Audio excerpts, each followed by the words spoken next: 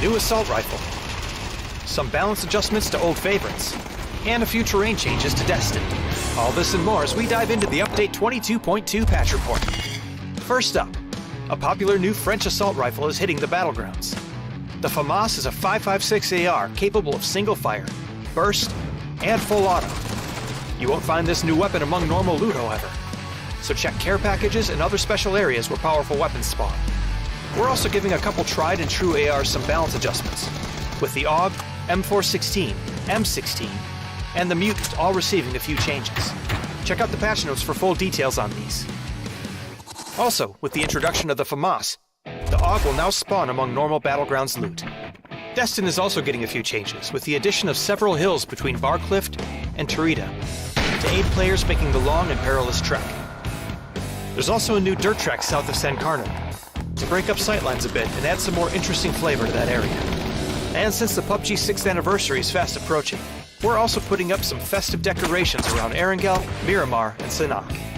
We've also updated the Hall of Fame on Erangel with special items to commemorate the PGC 2022 winners, so check it out on your next drop. That's it for this quick update. But as always, you can find all the details on these changes and more in the official patch notes. Update 22.2 is here, so find yourself a new FAMAS, and get ready to celebrate the glorious 6th anniversary of PUBG. We'll see you on the Battlegrounds.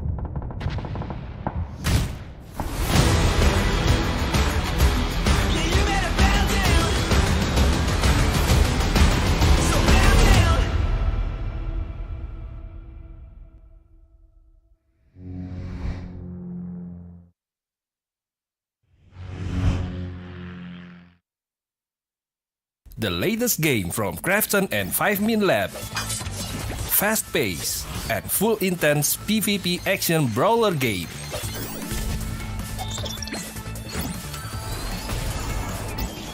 Use your best combo to send your opponent to the lobby.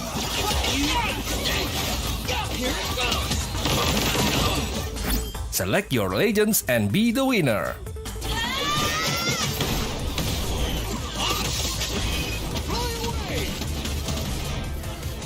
Pick the mode that suits your fighting style, from 1v1, 2v2 to Battle Royale. Available to download and play free on Play Store, App Store and Steam.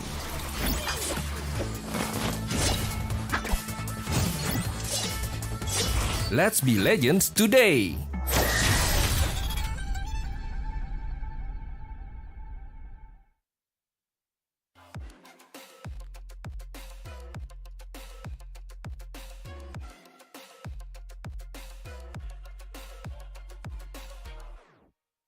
Ladies and gentlemen, welcome to the PUBG Challenger Rumble Finals. We have 4 days of amazing action coming up. Of course, my name is Husky, and I'm a commentator for today. Alongside me is Victor.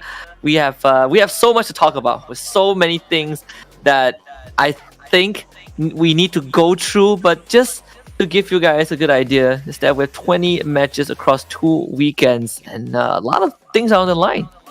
Oh yeah, indeed, because it's not only just the prize pool that everyone's fighting for, it's also for the chance to qualify to even further on, especially into the Global Series as well as the Asia Super Cup. So there's going to be a lot in line here for this Challenge Rumble, and let's get into it. So on your screens right now, you can see this is going to be the point system, a very familiar one, definitely for all you PUBG players out there. Chicken Dinner will get you 10 points in total, second place gives you 6 points, then it's going to be a 1 point split all the way down to 8th place, and of course every time you get a kill it's going to be a single point for it. The placement points plus the kill points together will make up the match points, and at the end of the day the total points will determine how they stand on the leaderboard. And I do like how this has been, the super rule for PUBG has kind of evolved throughout a couple of times throughout the years, and we are in a very sweet spot where you get to see this very fine balance between being the team that really survives until the end and needing to get a couple of points along the way with these eliminations. So for a lot of these teams that will be competing for the rest of the finals, this is where you get to really put them to the test and how they find that royal balance. Because even when you look at the scrim results and look at those mock rounds, there are teams who might not have the greatest start, but you give them one good round, they hit those double-digit kills, and suddenly you're back in the lead. So this point system is going to really give us a good indicator of where these teams stand.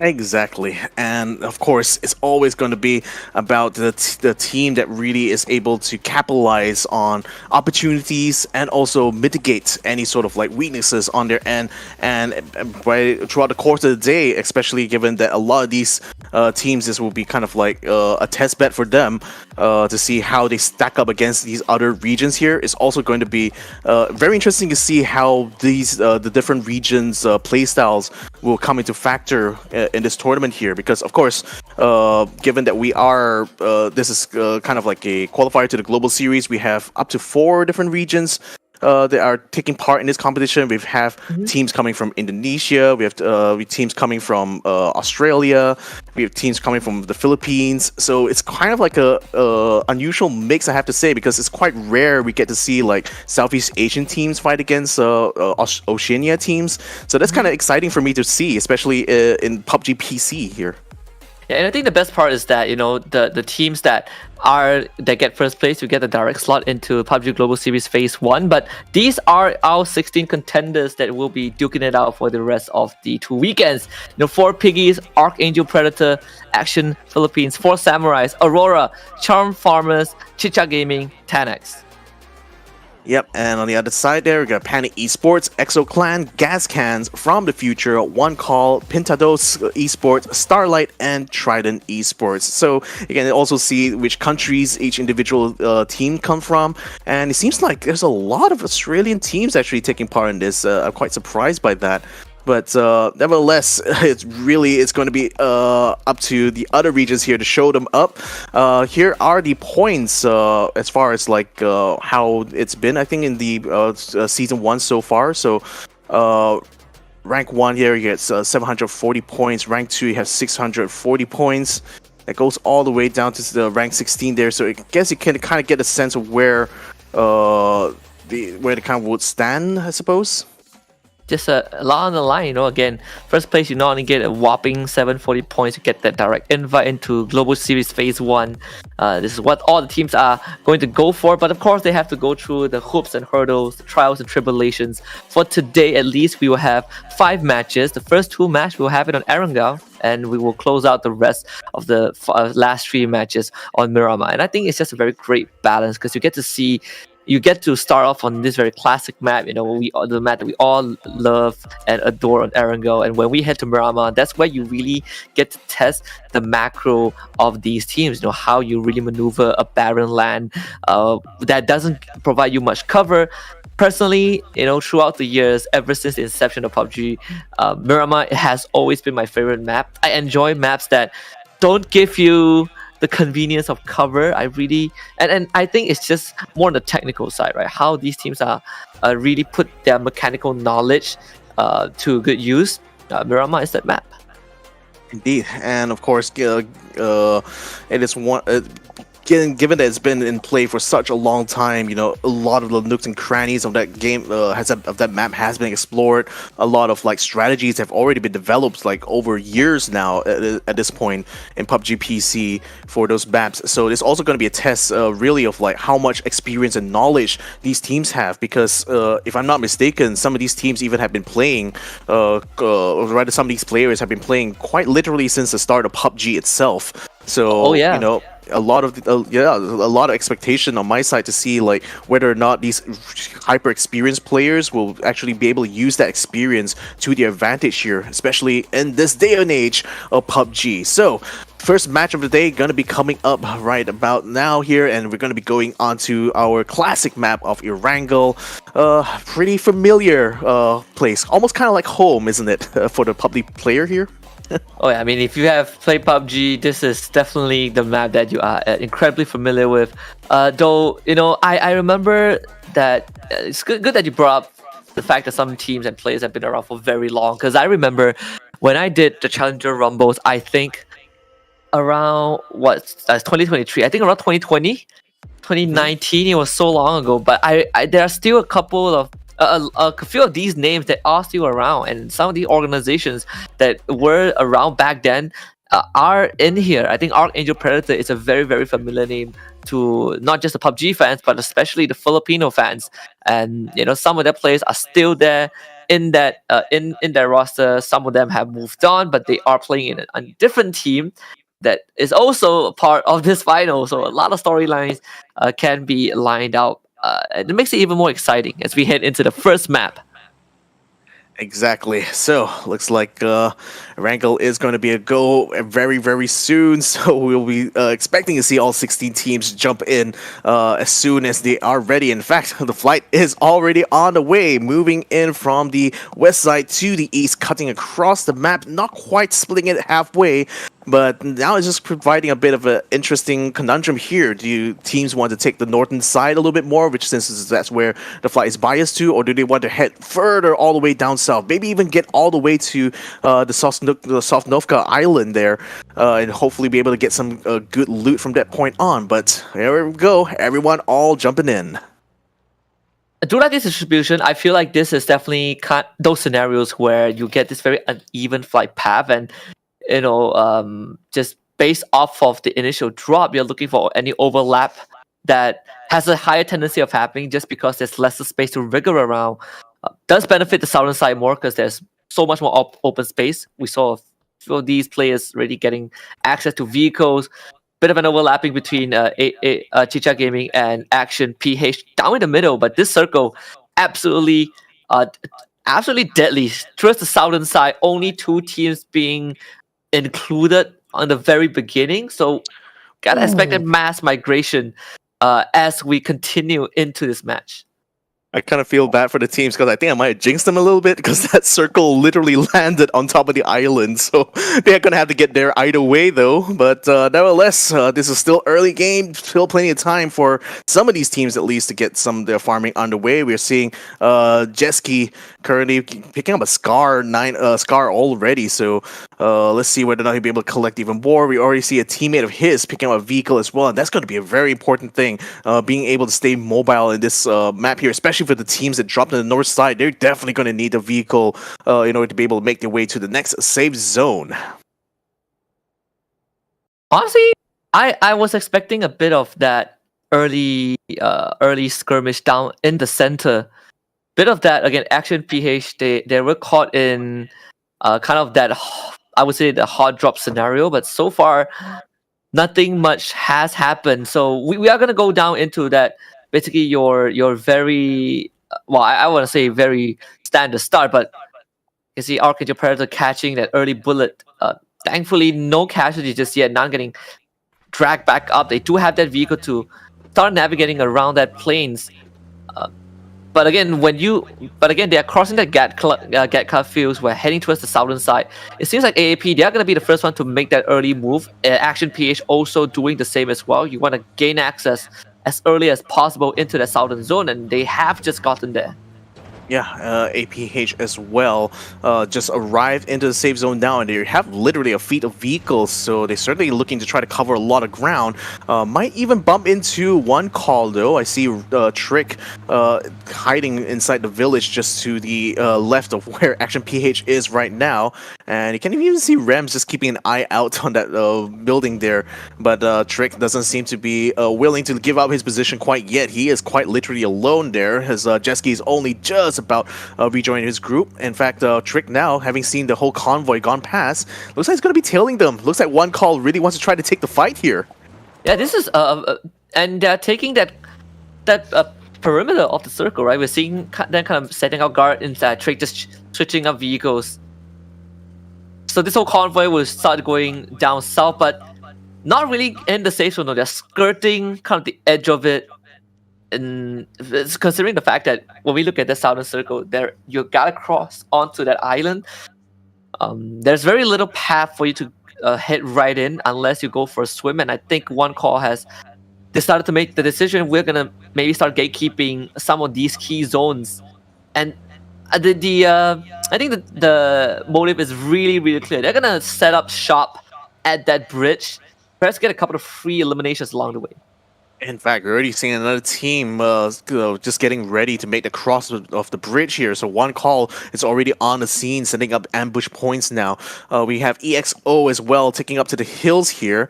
Not quite sure they're going to be able to find a good choke point like that, but definitely given that the next circle is inside is on the island there, these bridges now are going to be representing very important choke points that need to be held. And one call has already taken one. We get APH. Action PH already on the other side of this bridge, so this could be the first big encounter for the early game right now. Yeah, APH, I feel like if you are APH, you are definitely looking to jostle more control over one call, because APH is actually on that island. So one call is kind of like the vultures who are trying there to kind of gatekeep some of these eliminations. But you can see that Jexy, he is very far into that bridge as well. Make sure you gotta be really careful though. If Action PH takes him out, there's actually no one that can provide any substantial backup to him. EXO on the other end has just ran into Archangel Predator and AP. The few earlier teams that went into the circle, but right now completely surrounded. Squikita here just found Algin Boss. This guy absolutely naded in the face. That's the first elimination. Evil Patrick trying to come in to provide a bit of support, but that smoke grenade is not going to do too much though. Squikita has that elevation. Flashbang's even shown out. Evil Patrick just cannot get close. The molly to flush him out of that area as well. This guy is a one-man machine. Yeah, Squikita still trying Right, but Evil Patrick trying to find a way to get a leg up on the Skukita right now, but fortunately Smoke is making it a little bit hard for him, especially the elevation right now makes it hard for him to get a clear line of sight to EXO. But we also see One Call making their way towards this battle here. It looks like they also want to try to pick up some of the stragglers here, and stragglers, by stragglers I do mean Angel Predator, who right now are a little bit held up here. Trick going for the spray, does get the knockdown to Skukita right now and finishes him off very, very quickly there. Now they can focus their attentions solely onto Archangel Predator, already sending them throwables their way. Evil Patrick picks up a car now, trying to send his get away, but no, he gets caught out by rain now. It's literally raining lead on top of them here, as both members of AAP here have been taken out before they could exfil. Might be a third one coming through. Nan also in the scope of Nandu J. It's One Call making very great decision to just come in. Thankfully for Skukita, he made the call to back off, but unfortunately he's not able to do it in time. In this case, for One Call, definitely the biggest winners of this entire exchange. AAP barely escaping with just tails between their leg. EXO on the other hand will take his long ride by that beach line. So 3 eliminations coming through, One Call getting 2 of them. And this was a team that did take control of that bridge earlier on, that was also partially occupied by APH. So you gotta really, credit them for that rotation afterwards to kind of leave this anchor point and was able to make something out of it. Now the funny thing that just thinking about it is that Archangel Predator could have really played it safe and actually become the gatekeeper to One Call, because whoever's going to be winning that battle between One Call and Action PH certainly will have to make their way towards the inwards of the island, which is where Archangel Predator was already set up in. So they tried to pick a fight there that they didn't really have to, but unfortunately, that's just the way the cookie crumbles, so they're just going to have to try to pick up the pieces from here on. TRDT just moving up the scene here as we see CG, which I believe is Chichak Gaming, already fully set up in this one area here. Jam, unfortunately, getting caught out though. He is going to get taken out completely by Super Luke, so already the 1 man down. Are they going to continue to try to stay in this formation here? Because I think it'd be better for Snow if he pulls back and try to cut his losses. A very, very unfortunate opening for Trident. This is want to take the high ground, but Chicha Gaming absolutely aware of where Jam is going to be. So Trident evicted from their location, can't really stay there anymore. The high ground control completely lost, having to make that detour inland. Thankfully, there is an empty compound that Trident can kind of plant themselves in and recuperate. Phase 1 is finally going to end in just half a minute. We're going to get the Phase 2 pretty soon. So considering how this circle has been, it is a pretty mild start for how demanding it is for a lot of these teams to start making those early moves. PNC, on the other hand, very spread out. We have the 2-2 formation from them, and I think Trident has spotted them as well. Yeah, might just have... we also have SL up here on the radio tower, just giving a bit of oversight for their specific sector here. In fact, they also have 2 members down on the ground there to try to cover off the bridge area. Now TRDT has fallen back. They still have 3 members here to try to regroup, as Panic Esports have already still held the further up end. Cherry now trying to take some pot shots, doesn't seem to be able to get a knockdown. We also see gas cans also wandering into this area here, so no doubt they're already hearing these gunshots coming around. And the firefights are certainly attracting a lot of attention now, so they need to try to either finish this fight as quickly as they can, or they need to start turning around and start fighting the newcomers coming in here, because it's getting rather crowded right about now. Yeah, I mean, this circle is getting even more brutal. Now we cut the safe zones in half with water in the middle and that bridge. Actually, PH has already moved backwards. PNC basically in a rat fight right now. And they tried also intercepting. Gas cans has just arrived on the eastern side from Milta. PE, Pindados, they're going to be coming in as well from the western side. And Archangel Predator, team number 6 to join in. We're going to have an absolute bloodbath in this area. And I think only Aurora and Action PH are going to be happy about this, because they are uncontested on that southern island. Everyone else is just going to be fighting amongst each other. 4 Samurais also is going to be contestant number 21 in this case. So many things but the blow up. PNC though in danger because they have been engaging in battle for a very, very long time. Archangel Predator shows up, instantly gets down by Bless from Trident. PE Pintados able to do some bit of recon work. They see this happening, able to plan the next move. Pintados making that long detour away from the battlefield. Yeah, I mean, it's also no surprise that the Archangel Predator is not really focused on trying to be the king of the north right now, which all the other squads seem to be, because they're quite literally hurting at this point with only 2 members still up at this juncture.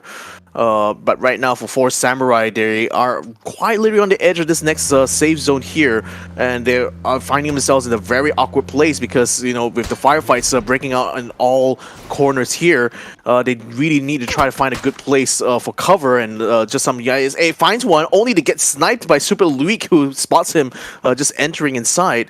So it's just quite literally going to be kind of like this. They have to try to make the best of whatever environment they have right now.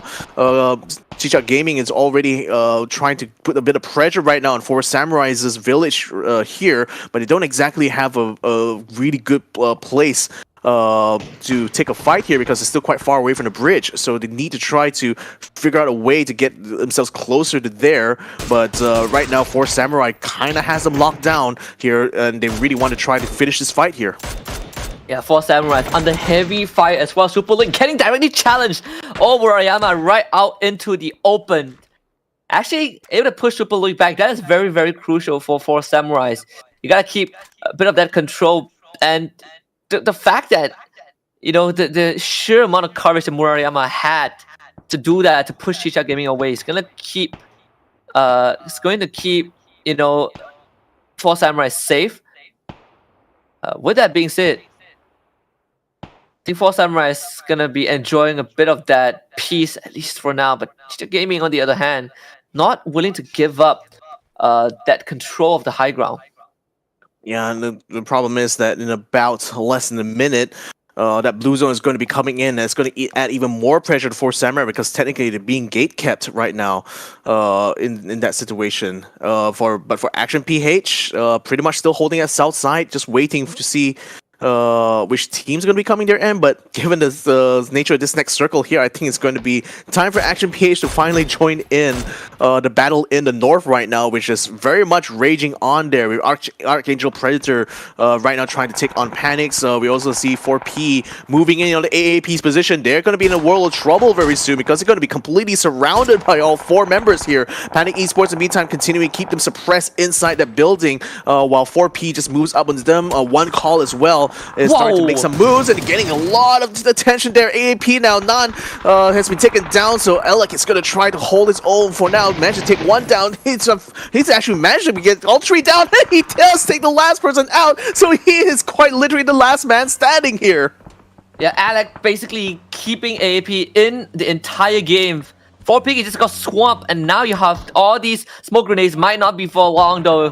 That AAP is still under fire. Alec, he's gonna get swarmed. Trident on one end, and I believe Pintados has also arrived as well. In fact, Pintados taking out the former teammate Silent does have a bit of a good idea of where Alec is going to be, and yeah, Namsab is going to be the one that does it. Alec goes down, Pintados stay alive for a bit longer, but that will also alert Trident that there's a secondary squad.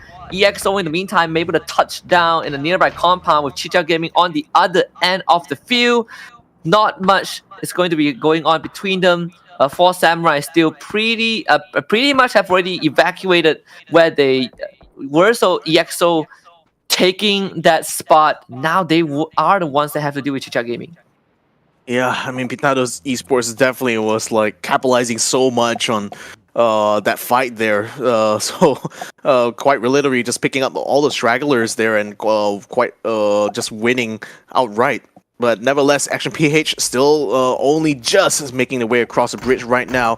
Want to really see what's going to be up with Chicha Gaming at this point now because they're still caught up in that firefight. just moments ago. Well, Action PH is trying to make the move up. They're trying to do it very gingerly as well because on the opposite side, SL is already set up to try to gatekeep them. So their decision really to try to stay on the island has kind of come back to bite them in the back now. EXO Clan also on the move right now, trying to move on to PE, but they're receiving fire from the back end there. So they're forced to kind of abandon the vehicle and try to set up some smokes in order to try to avoid any more damage. So right now with AAP already taken out, looks like Pintados Esports will be taking control over the village just now. EXO was almost on the way there, but now they're kind of bogged down here with 4 Samurai just raining fire upon them, making it quite hard for them to actually move out of position. So they might just be trapped in this no man's land right now. Very, very bad news from EXO. They not only got assaulted by Shark Gaming, they were trying very hard to salvage this vehicle because without that truck, there's no way that they can maneuver the map, and they would just have to wait to dry out. But they've attracted Pintados, they've attracted 4 Samurais. We're gonna catch up on that in just a little bit because I think if you are EXO, you are in a very, very rough spot. Aurora, on the other hand, decided to split up just a little bit. They did leave one of their members behind so that they can send a scouting squad forward. With this circle going back onto that mainland, Action PH will be slowly moving up from the Sosnoka Island. Starlight, in the meantime, receiving a lot of fire from gas cans. You can see the 9 just got taken down from the future, also making contact with Aurora, getting more and more heated. So far, we look at kind of how these teams are.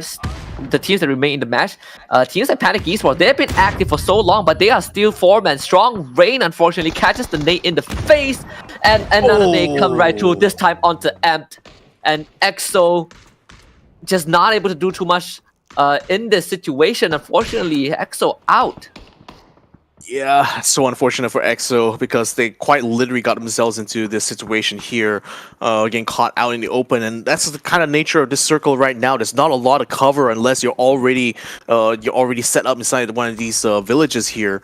I mean, I did see Panic already set up in a very safe position up north. It's kind of away from a lot of like the action, so I'm wondering if like some teams just basically kind of biding their time, letting all these other teams fight it out first, and then only then deciding to make a move out here in order to try to take down the survivors of that. But Chichak Gaming right now caught in a situation here with 4 Samurai, and they do have the blue wall up against their backs, so this is going to be a bit of a desperate situation here, and Muran Yama knows this as well. That's why he's already setting up Molotovs in order to try to cut off any progress that Chichak Gaming could have to get out of the way. Oh, that's one good knockdown, but Murayama is already quite low, and Super Luik is going to try to use this opportunity to try breakthrough, but the smoke only barely keeping him in cover. But now that the blue zone is moving in, Chichak Gaming could not move past the tide and will get cut down in their prime.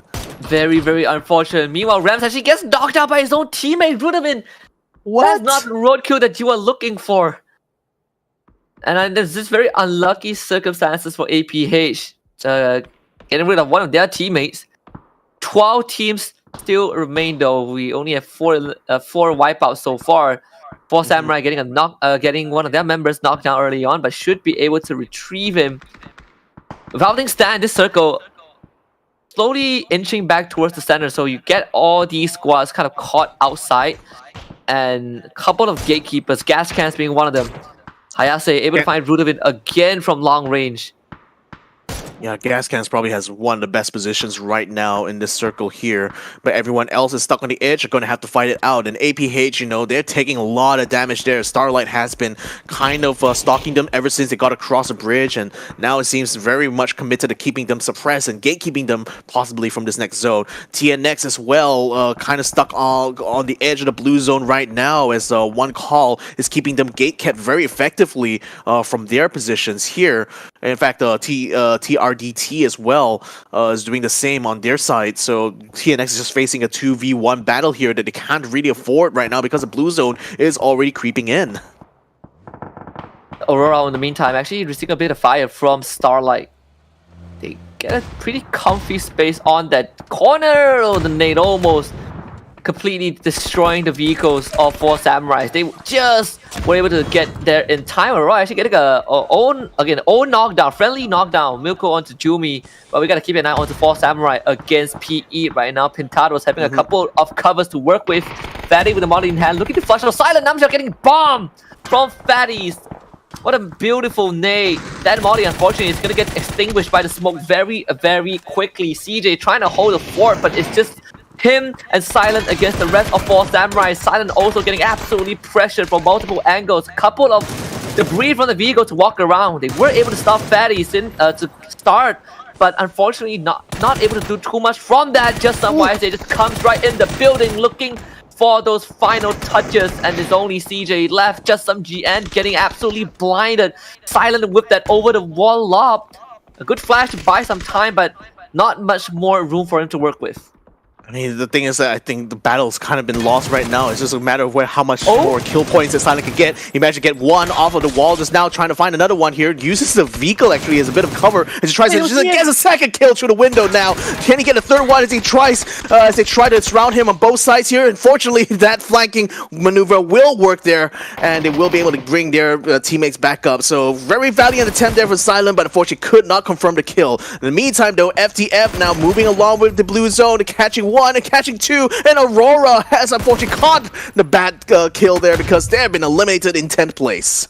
Yeah, gas cans will come in to mop up the mess. KDR basically out high and dry in the blue. Number 8 for FTF. Gas cans continuing to kind of pillage these individual stragglers. Now they get to start really moving in. They've cleared out the perimeter. They've secured the border. It's time to move straight into the center.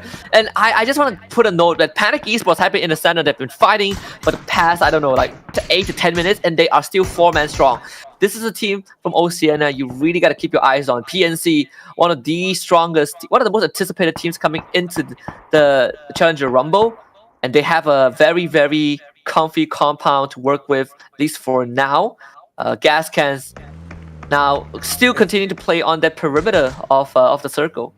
In fact, I don't think neither Panic nor CF, which have actually moved out of position, because I believe they've been in that since like the previous circle. So it's really now all the other teams finally crowding around this area that's been very firmly held by both these squads now.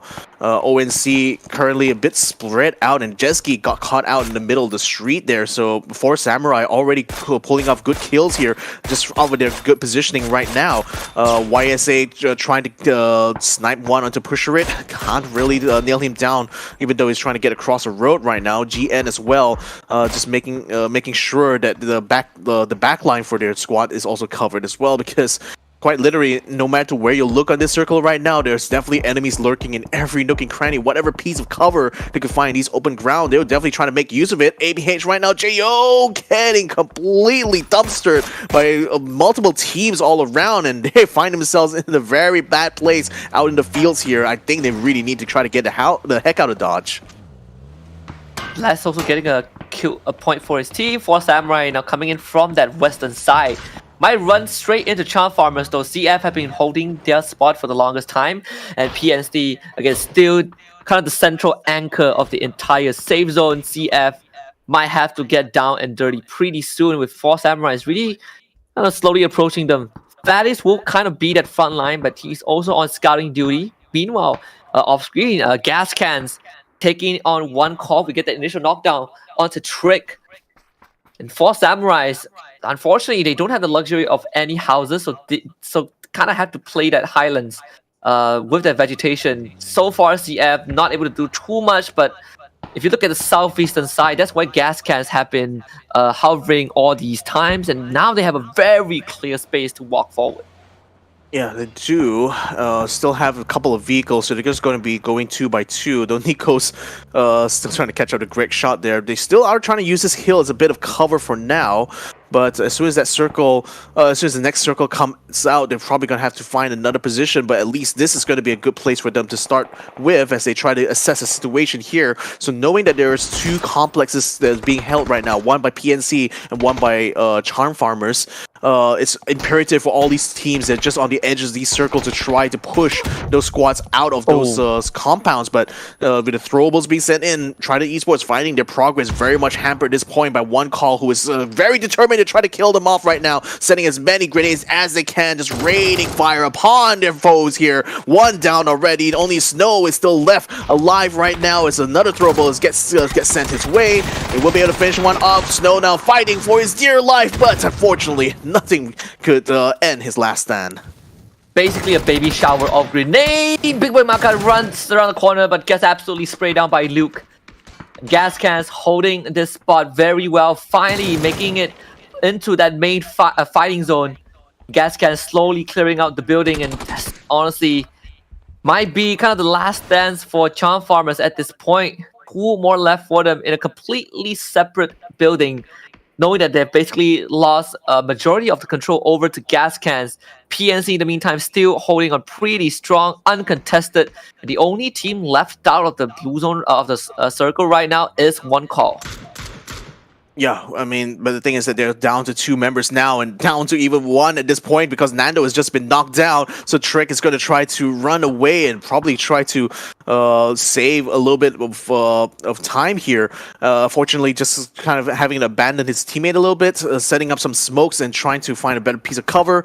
But right now, Gas Cans is certainly the class of the field here, having already peeled off 9 eliminations just from trying to creep towards the next spot. Now they Nando is going to be able to be revived here, so ONC still has another dog in this fight. They're still tied in points right now with 4 Samurais, but the problem is that while ONC has 2 members, 4 Samurai still has a full stack.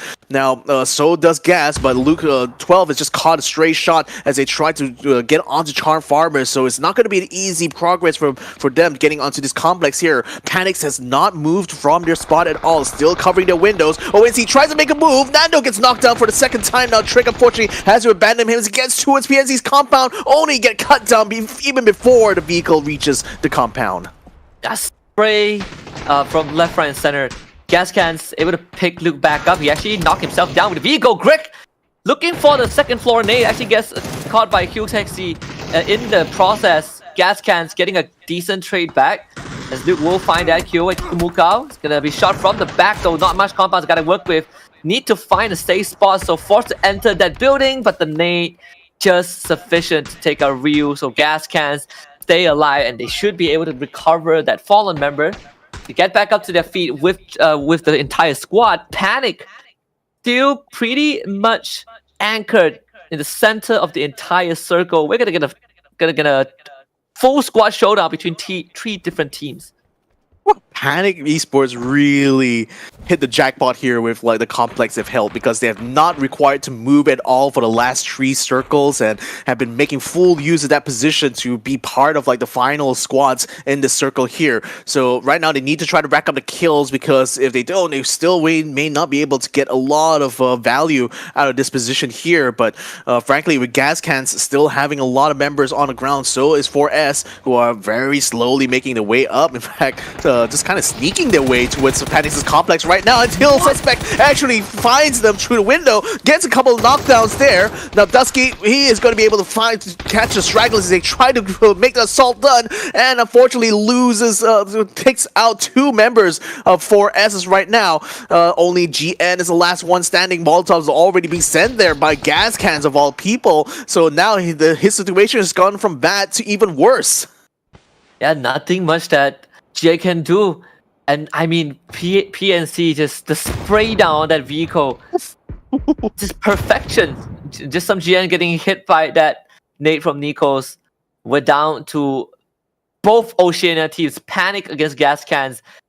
This is one of the best Mexican standoff, right? We are gonna get right down and dirty, right in the open. That's the center point of the final phase. Gas Cans with 12 kills, by the way. So with Chicken Dinner on top, they're going to get 22 points at the end of this, which is going to be monstrous for Gas Cans. But Panic, they've caught a couple of stragglers towards the very end. Gas Cans, the first team to move forward, setting up those smoke grenades. But there's going to be trouble coming up from Panic though. And Cherry catching Nikos from behind a haystack. They did not know where he was. Like Kikamuka trying to fight Cherry, but you do not challenge this mad lad. a 1 versus 2 scenario, and with all these smoke really set up, Gas Cans will find it pretty hard to retrieve their members. And Cherry, he is still fighting, not able to take down Luke, but does wound him pretty severely. And Waikikumuka in the process has already been eliminated by suspects. Gas Cans forced to really stand their ground, but Greg Shots is also gone. Suspects picking up the pace, picking up the pieces set up by Cherry, and Panic Esports with the first winner chicken dinner to kick things off. Oceania on the board. Wow, talk about patience! Really, it's such a virtue, to really hold back and just basically wait for the right moment, and the right moment appeared for Panic just at the end of this match here, because what a fight they took against Gas Cans. I mean, Gas Cans had all the setup they needed, right? They sent out so many smokes, they already knew exactly how they wanted to approach, and they were doing it all at once. They were very aggressive in trying to overtake Panic's position, but they just didn't expect that the Cherry on top was going to be Cherry himself, eliminating many of these guys to try to make their way up, and that completely threw a wrench into Gas Cans' works. Well done here to Panic Esports, very deserving of this chicken dinner right now, and certainly we'll be seeing whether or not that'll be enough for them to be on par with Gas Can's amazing run of eliminations on this round here, because I think it's going to be quite close between these two squads here on who's going to be on top after round number 1. Yeah, just very, very and even when you look at previous results, Panic Esports is one of those few teams that is just so solid in those individual mechanics, and from the basics to how they move around the map. It feels that it's just so tough to punish Panic because of how aware they are. In that final sequence, you saw both Cherry and Suspect basically did majority of the hard work to get the chicken dinner, but obviously, credits to Gas Cans, they have more than enough of eliminations to really match up the Panic Esports, even though they didn't get the chicken dinner. At the end of the day, it is one of those few openings that I had in the back of my mind. I also had AAP to make top 4, but to see Panic and Gas Cans being the first 2 teams, I'm happy. This is kind of what I expected from some of these players. Yeah, so that's certainly going to be making things very interesting from now on, because Archangel Predator, of course, is one of the more established teams here, getting shown up by some of these PUBG veterans from Oceania. So wow, this is going to be truly a battle to remember here, ladies and gentlemen, this Rumble Challenge. So make sure you guys stay tuned. There's still plenty more action to come after this, and of course it's going to be on the same map again on the Wrangle. So let's see whether or not game plans will remain the same or will they change according to the situation right now. But nevertheless, though, still a very exciting fight, and especially love the fact that PUBG PC is able to deliver these kind of situations, mostly because being stuck in the first person perspective means that generally most squads have very little information to go on. That's why sometimes you tend to see situations where some squads will just make a very daring move, but not realizing that there is actually a very dangerous move to make in the first place, and that's just a result of just having very limited information, just really having to rely a lot more on audio cues, on just sort of heuristic information to just figure out what's going to be the safe path forward.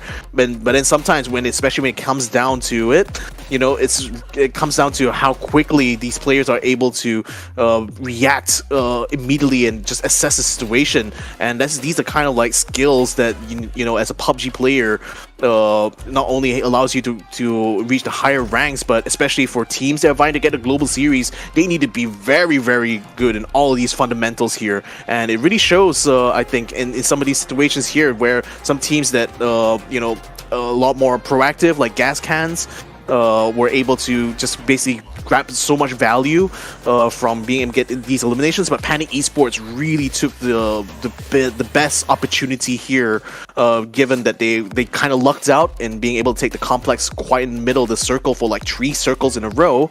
And when it came to the final fight, they really showed up onto Gas Cans and took them for quite a run for their money. And this will be the match rankings, at least after game number 1. You can see the Gas Cans with that 13 eliminations and the chicken dinner just scraping by, is able to get that monstrous 19 total points. You can say the same for Panic Esports with that chicken dinner and 9 eliminations. They are able to tie it up with Gas Cans. So very impressive opening statement from these two teams. But Fall Samurai also able to survive for a significantly long period, alongside one call from the future as well. All these teams are kind of caught in that rat race towards the very end. But this ranking is kind of what I think I had in the back of my mind with a bit of that minor shuffle. AAP had a slower start, unfortunately, coming in number 8. But on its second page, I think PE also had a very, very rough start. Yeah, I mean, a lot of rough starts actually, because like Starlight and Chichak Gaming even were quite involved in many fights, but weren't really able to convert that into results here in terms of elimination points. So kind of disappointing for them. And right now, as it stands here, it seems like it's going to be a very close fight for the Oceanic teams, though, because Panic Esports and Gas Cans, they, even though they technically have the lead there, because they had more eliminations, but somehow Panic Esports, by taking both the chicken dinner and eliminating Gas Cans at the final fight, were able to tie up the points now, which means that it's still anyone's kind of like lead here at this point. Anyone can basically take the lead, is what I mean here. So a very exciting development here. I mean, now I'm even more stoked to see what will happen in round number 2 when everyone comes back on Erangel once more, most likely in a different flight path, different circle situation. So will Panic be able to make Lightning Strike twice again by finding themselves in a very fortuitous position, or will they have to be a lot more proactive, kind of like how Gas Cans were, just picking up kills as they maneuver from safe zone to safe zone and being very successful in that regard. So if they're able to pull off that same level of gameplay, I think we're going to be in for a very tight series here. Oh yeah, absolutely. And I think there's always been this I wouldn't say unspoken fact, but a lot of people can kind of see Oceania in PUBG. When we talk about this region, right, the Pacific, SCA and Oceania, the Australians has always been incredibly dominating in a sense. And you have Philippines or maybe Indonesia coming in close. That has always been a tough fight. But again, we look at some of these veterans, from Oceania, Gas Cans and Panic. With this opening, you can kind of see how they approach this game.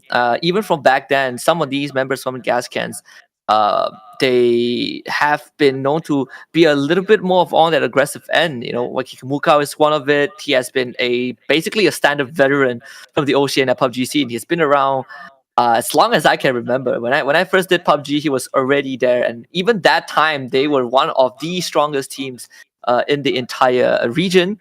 And now with PNC, just a more meticulous team and how they handle the entire game one. I want to see more of these two. I want to see kind of that clash of personality.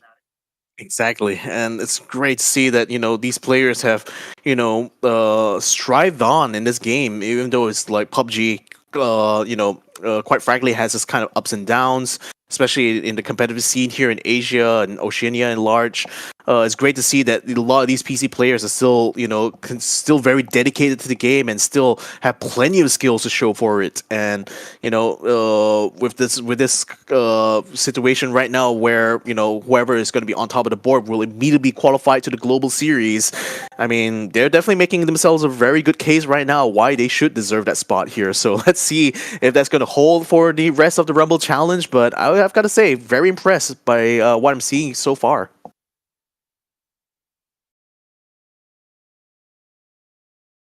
Very, very exciting. I think when we look at this game number 2, we're back onto Erangel, so you do have that one more chance. And to be very fair to the situation of match number 1, we do have this very brutal circle from the very beginning, right? We get that very southern circle that encompasses the Sosnovka Island, and afterwards it started moving northwards. So I think when we see that change in the circle in match number 2, and hopefully that's going to be the case, we get a less brutal one.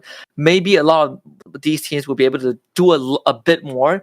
You get a slower game in the first 10 to 15 minutes, especially that first phase where normally you should be expecting more of that looting, more of that slower rotation. But if we get those dangerous circles, then we'll kind of force these teams to have the tendency to fight a bit more. So with that being said, the second map, a lot to be desired. The flight path almost the same from the west to southeast, more towards the northern side of the map. So we'll see again another uneven distribution that favors the southern side. I just hope that the first circle isn't as brutal as the last one.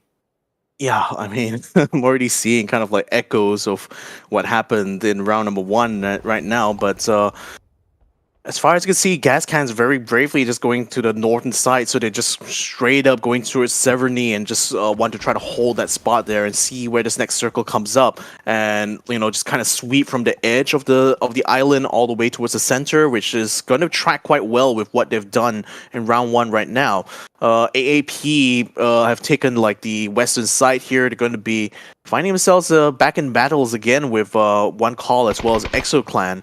Ooh, what the heck? The circle is going all the way to the eastern side with like half of it being in the water. Wow, this is shaping up to be a very disruptive situation right now for a lot of teams, especially the ones who didn't drop on the western side. Nevertheless, it's going to be interesting to see where we'll go from here, because right now PNC is stuck in a bit of a situation right now from the future, because they just kind of like bumped into each other here, and I think they just lost one of their own. Yeah, and unfortunately, right off the bat, you already get panic. With that game 1 chicken dinner, and now having that rougher start in the second games, it's going to be a rather slower overall match for them. But nothing they can handle. Based on history, this is a team that has been able to really hold their ground. You do not want to kind of have these early knockouts, unfortunately. We'll see how that unfolds. But overall, I think we still get a pretty interesting circle for match number 2. With that being said, the traveling, at least we're not seeing that choke point that demands that soft knockout island. So I think teams will be less worried. Though we can expect some squad like One Call, PE, maybe Archangel Predator, or maybe even Panic that would make that early rotation just to gain an early spot in that eastern side. So far, teams just gonna take it slower than they do in match 1.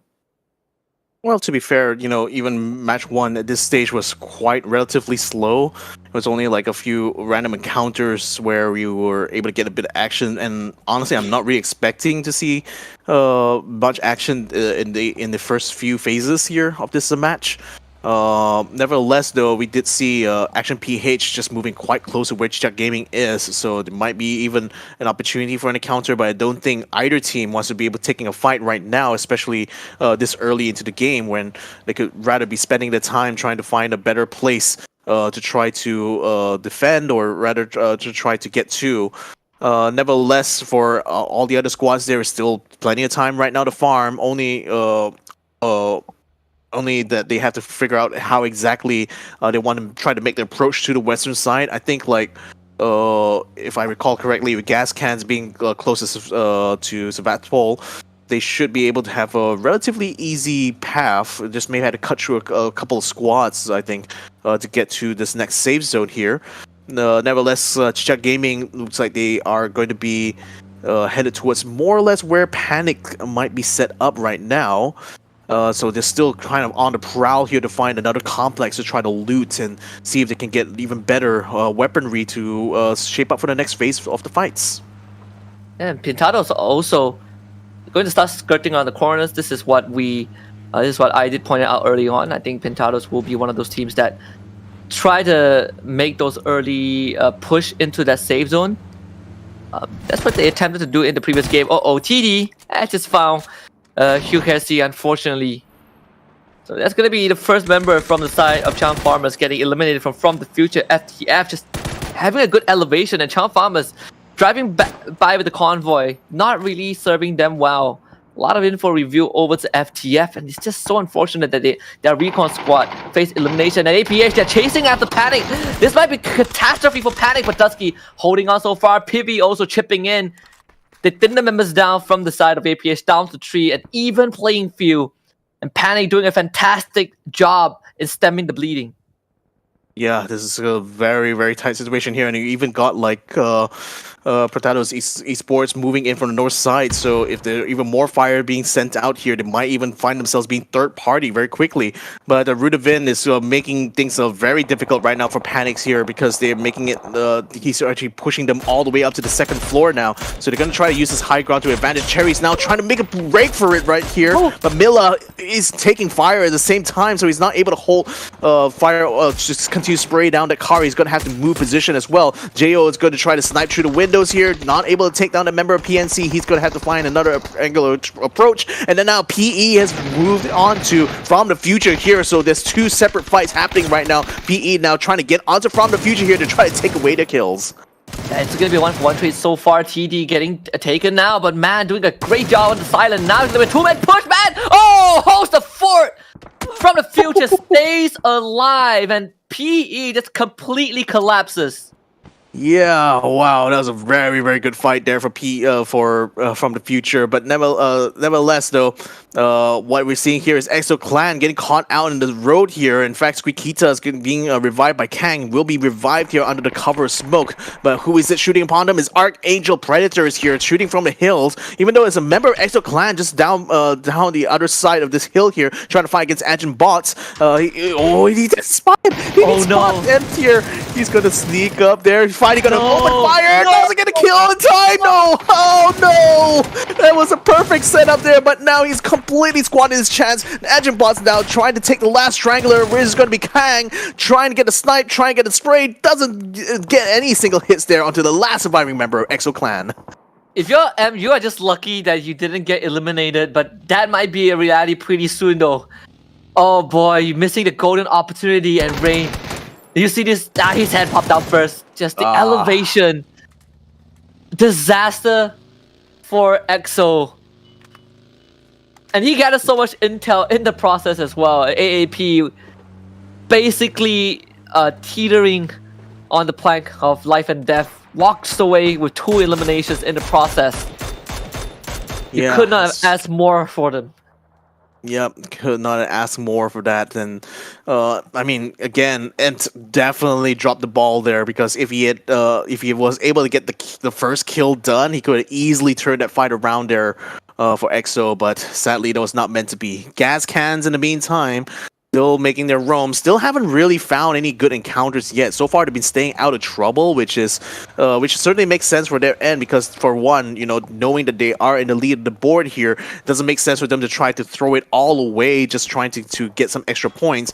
This next circle, again, full of water here, so we really only have like half of this circle that's full of land, that is allowing these teams to be very crowded with each other. So I'm expecting to see this becoming the sort of like the culling really of some of the lower teams here. And right now it's just going to be a matter of like making sure that you can survive to this next phase here, because it's going to be very, very difficult with everyone just crowding around to the coast here.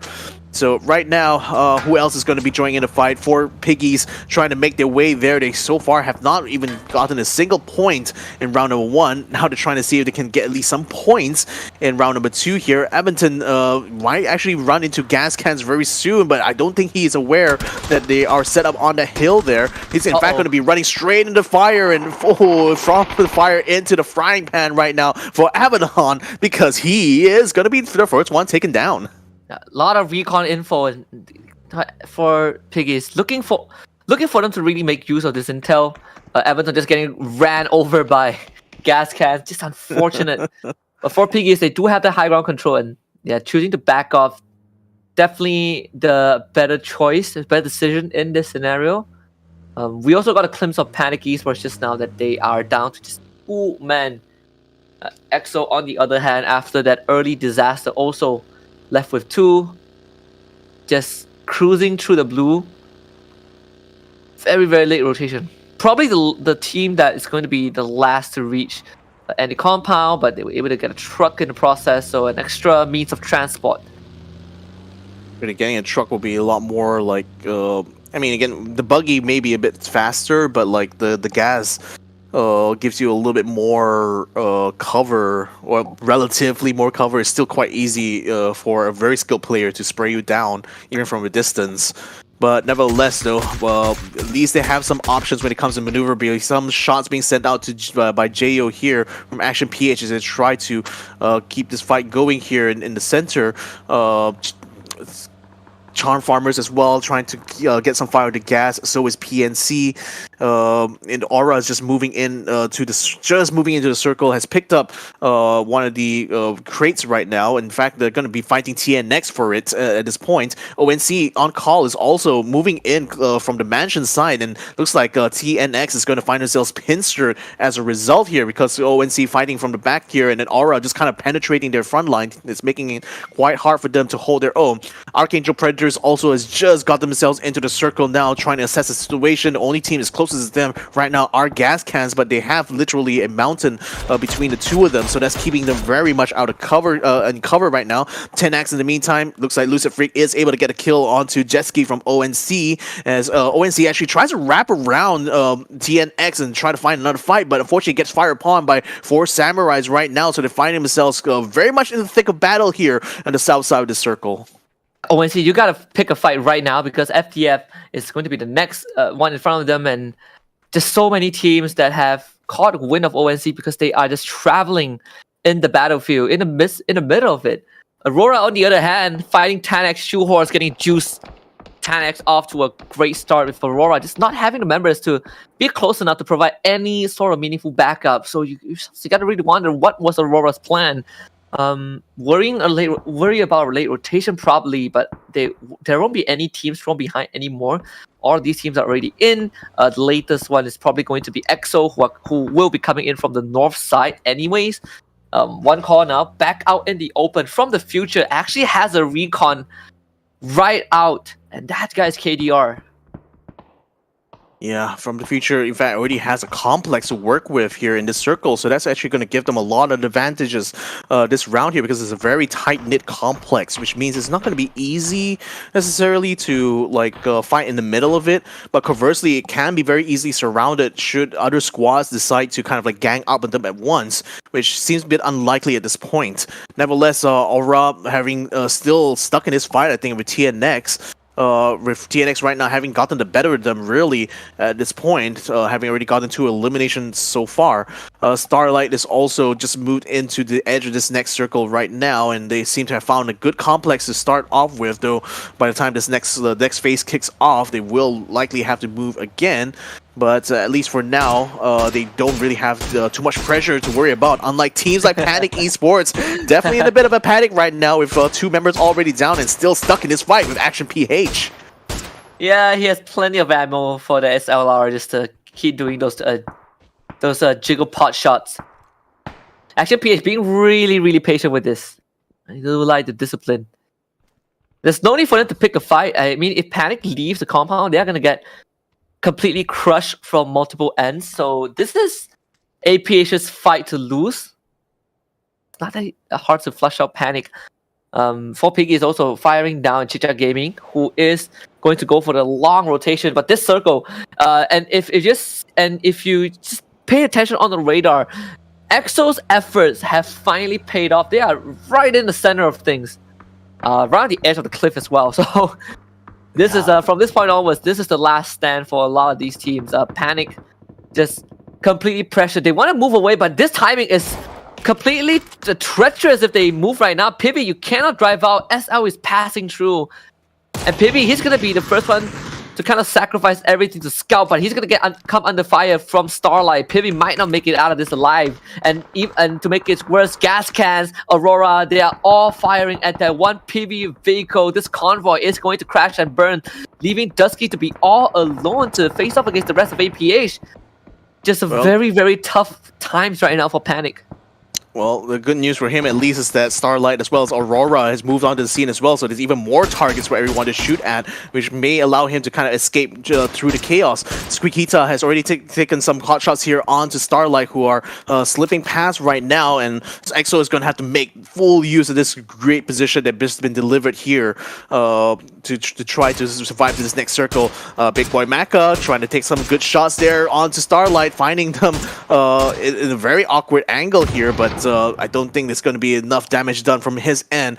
Meantime, Action PH now still stuck in this fight here with PNC. PNC quite literally still only has 2 members, but it's still been able to hold back APH for quite a long time now, and it seems like if Dusky can keep this up, he might actually be able to keep them. I'd say that, but he has just been knocked down just before he switched off from there. Gascans in the meantime getting some good kills onto Trident, and it looks like they already cut them down into half now, as Milla has to try to run away, but he might run into the clutches of Starlight there if he's not too careful, so he instead turns around now, trying to get towards the complex that unfortunately is still being held by Charm Farmers, with Big Boy Maka still up on that edge of the cliff there. Shots already being fired from Starlight's side, so I think they might already been informed, at least Big Boy Maka should know by now that there's someone trying to approach him from the cliffside. 4 piggies as well also find themselves in this no man land, actually going to wander straight and Trident Esports there, and they will get taken down. A good throw there from the top line, from the bottom here. Starlight will be able to take down the rest of Trident,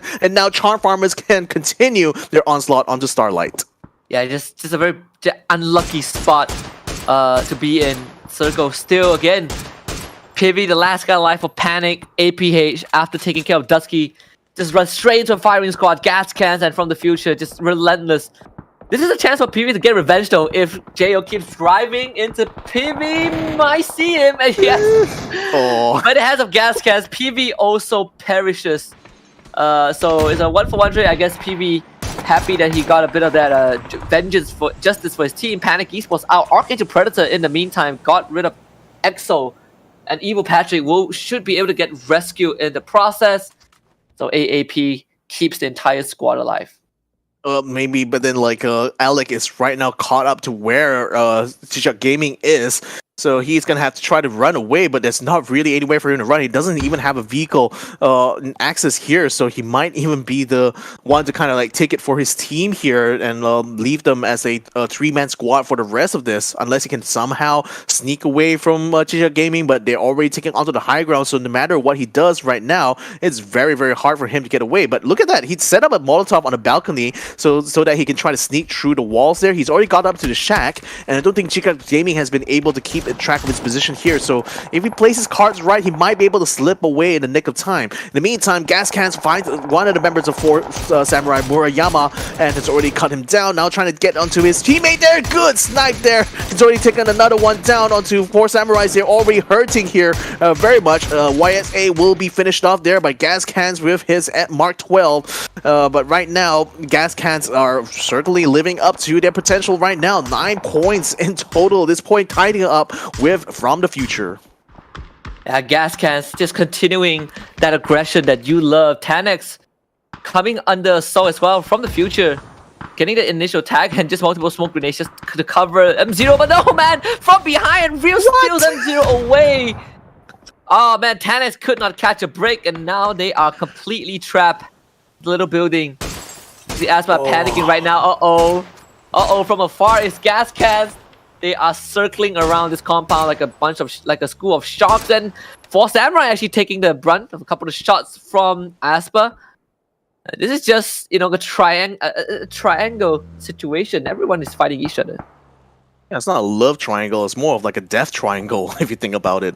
But really, the squads that is still on full right now is AAP, Archangel Predators, Gas Cans, as well as From the Future. Most of the other squads is down to only 3 or 2. Oh, Starlight also has 4 members, but it's still stuck, I think, out on the beach here.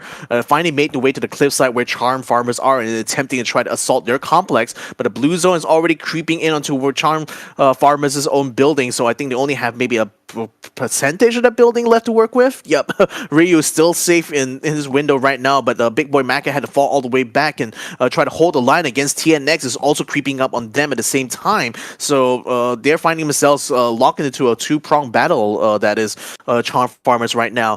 Gas Cans in the meantime still taking position over this hill that they very firmly have control over, and they're just kind of monitoring that fight that's happening across lower lands to them right now, not really making any proactive moves because there's not really any other teams putting pressure on them at this point. Big Boy Maka is still trying to find some good base of fire here, but still not able to push off neither Starlight nor TNX. And we also got From the Future taking a bit of fire from the north side, so they may be a bit tied up at this point. So that might be a bit of good news here for the Charm Farmers.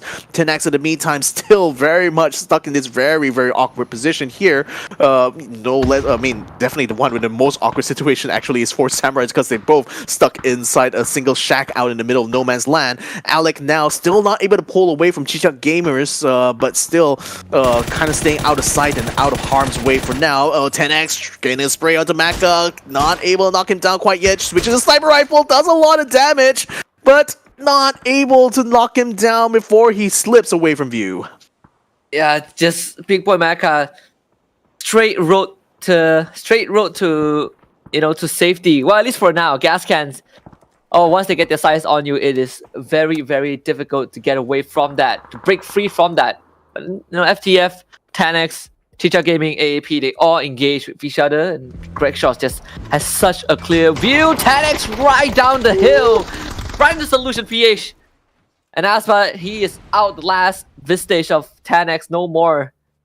And Starlight continuing to play this guerrilla warfare, and it is working out very, very well for them. Chicha Gaming, on the other hand, deciding that it's not worth investing so much into AAP. They need to get into the circle. Archangel Predator just pelting them from afar. Can you at least get something in return though for AAP? Seems like can't really do too much. Trying to damage the vehicle of Chicha Gaming. Couple of tags, couple of sharp nose, and actually catching Super Luik by the courtesy of gas cans again. Just so good with all these long range shots.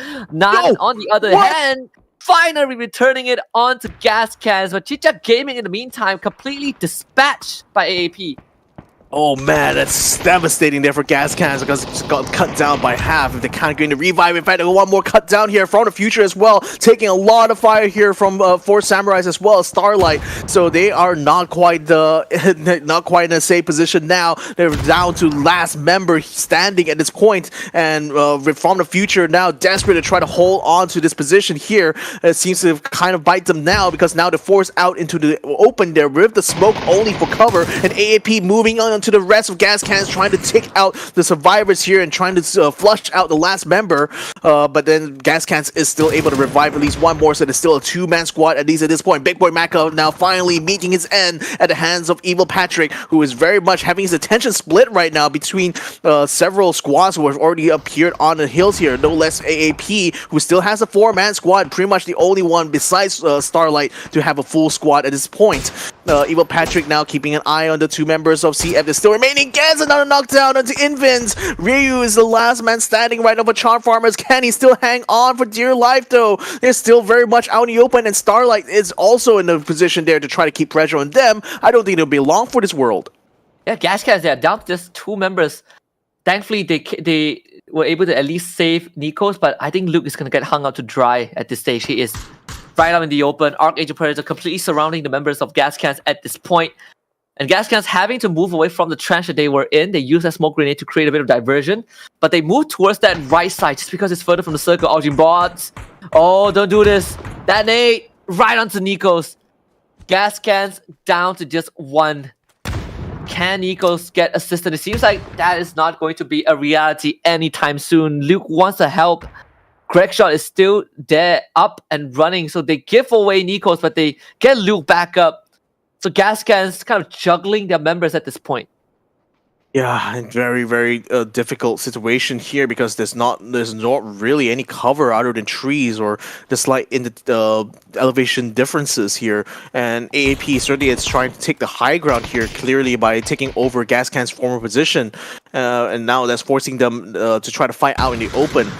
Agent Bot's now sending another grenade down the path of Luke there. That's going to be quite a close hit. And another follow-up shot coming in from Solution will be able to finish off the last two members of Gas Can, so they will be eliminated in 5th place. So 4 still remain. AAP and Starlight still having full stack. Charm Farmer still having 2 people. From the Future having 1 solo survivor right now. But Charm Farmer is right now caught in the worst situation here because they're surrounded by both ends from 2 full stacks, and looks like they are going to be pretty much shot at as target practice right now for both of the top squads. Starlight still barely kind of surviving, at least, you know, full squad alive. They get Hachi back up. Need a bit of time to recuperate themselves. AAP, on the other hand, also 4-man strong. The last man alive, Simoy, familiar with some of these names that he's fighting. He has also one of the few standing members that has been around for such a long time. Right now under FTF, can he hold on for as long as possible? It's gonna be a tough one though. He is right out in the middle, and the circle does not favor him at all. And this is a kind of like the toughest part where you just can't afford to make a move. Starlight have gotten the entire southeastern side control, and they even have a member that's staying outside of the circle just to play that long range support fire. But of course, SL will be the first one to kind of slowly inch into the safe zone. They even have that supply crate to help them out. Yeah, the supply crate literally landed right in onto Starlight's doorstep here. So will they be able to make use of that? Actually, in fact, they could. Benefit a lot from just having the added armor and maybe even a ghillie suit. Hachi is going to be picking up whatever he can from there before finally moving out of the way there. I also noticed that the final member, FTF, he's stuck inside a shack that currently is outside of this next safe zone. I wonder if Starlight's members are going to be making their way to that shack there, because that could be potential for FTF to at least gain 1 elimination point here in consolation, despite not being able to make it to the final fight here. But nevertheless, AAP is still scanning the horizons, making sure to check every single movement that's being made by Starlight's squad. But they're very well spread out to the point that AAP will have no doubt their hands full, really trying to collect as much information as they can about the positioning of their opponents right now. And especially knowing that there's still a member FTF like hidden somewhere on this map here, that's also adding to the tension right now between both these squads, which is why they're not really daring to be that aggressive at this point. So they're still waiting for this next circle to finally shape up this the terms of this final fight here. Alex still bravely actually standing up on the high ground here. Now going to be trying to set up some smokes towards this the next circle, so they know that it's all about the setup now for this final phase here, ladies and gentlemen. So AAP already is trying to take a lot of positions near the center of this next circle here in anticipation for the fight. Oh, and as I say that, Alec managed to find the last member from the future, C1 Moy, and finally takes him down, making this straight up one-on-one fight here between Archangel Predators and Starlight. Starlight already engaging Solutions, holding the fort, anchoring down in the open field. They get a 1-for-1 trade though. Nan was able to respond with a nade. Looking for any sort of backup though. They want to get rid of Solutions first. Evil Patrick catching 9 on the side, and now it's going to give them some space to get 9 back, to get Aljin Boss back up. 9 will heal himself, and 9 also gets picked back up as well. Evil Patrick throwing that flash. Bit of a scare though. It does reset that revive temp from the side of Hachi. So Solutions PS can wait a bit longer. Right in the open, Alex gonna get a couple of free shots in. Hachi looking for a response, but oh, he's hit a bit exposed. Bullet drop is right there. 9 also cannot get rid of Alex. It feels like things are falling apart, and it does. Completely shattered by Archangel Predator. The Filipinos put 1 on the board. Chicken dinner in the second match. Chicken dinner indeed. Well done to Archangel Predator. Even though the first round was a slight disappointment, they came back again to remind everyone that they're still going to be a huge factor in this competition here. So, Now that they've already taken the second chicken dinner, this is now shaping up to be a very exciting series here, because we got not one, not two, but we got three potential competitors for that slot to the Global Series, as well as the Asia Super Cup. So this is going to be exciting, especially for the Archangel fans out there, who no doubt will be rooting for right now what appears to be the best Filipino squad in this competition right now. Yeah, it's very just an performance that we were looking for from the very get-go. Game number one, not really the best. Archangel Predator had a very, very slow start, but its recovery just very, very nice to see.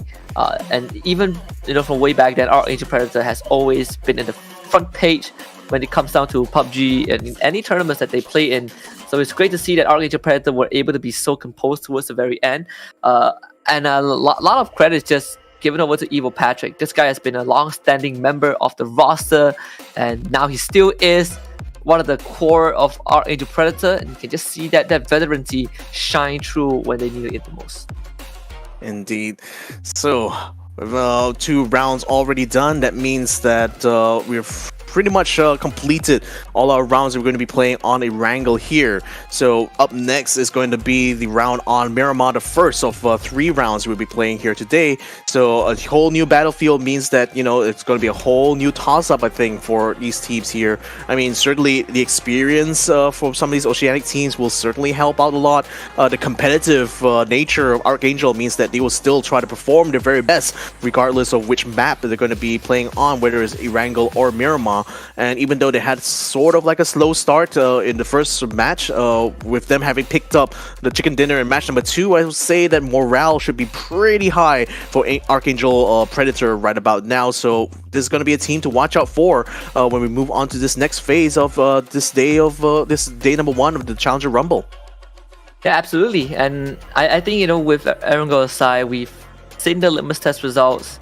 It's my favorite part right now. Miramar, and I think, in game 1, we saw, in game 1 and 2, we saw how some of these teams really prioritize making those early map movements. And it's one of those factors that is very, very crucial when it comes to a map like Miramar. It's a map without any bodies of water, so you're not too worried about having a part of the map cut off thanks to a rogue circle. But that also means that with so much less cover and vehicles being basically pivotal to traversing around that terrain, you can expect teams like Starlight, to a certain extent, I think Pentados as well, to play kind of those gatekeepers, action PH, want to hide in those mountains and get these straight kills. That could be a possibility. But if we're talking about teams from other regions, I would say Chicha Gaming from Indonesia has tendency to do that. Gas Cans from Oceania definitely have a tendency to do that. Indeed, and it's I mean, again, I really want to see how these teams continue to adapt and evolve as this day progresses here. But just looking back at some of the fights we've had, actually, the one think about it, that's actually quite a decent amount of action that happened in this round itself alone. So it just kind of made it feel a lot longer than it should be, just because it's just so much happening at once. I mean, a lot of these teams, there's also the circumstance of the circle itself. It was a very crowded circles, because not a lot of land mass left even in the first phase of the circle. So naturally, a lot of these teams had to kind of crowd around, and we're finding that the teams that have extremely skilled throwers are certainly making a lot of bang for buck. I mean, there's the situation here that we saw with Gas Cans versus Archangel Predator. We also saw like Tenax getting completely slaughtered because of a very good grenade throw.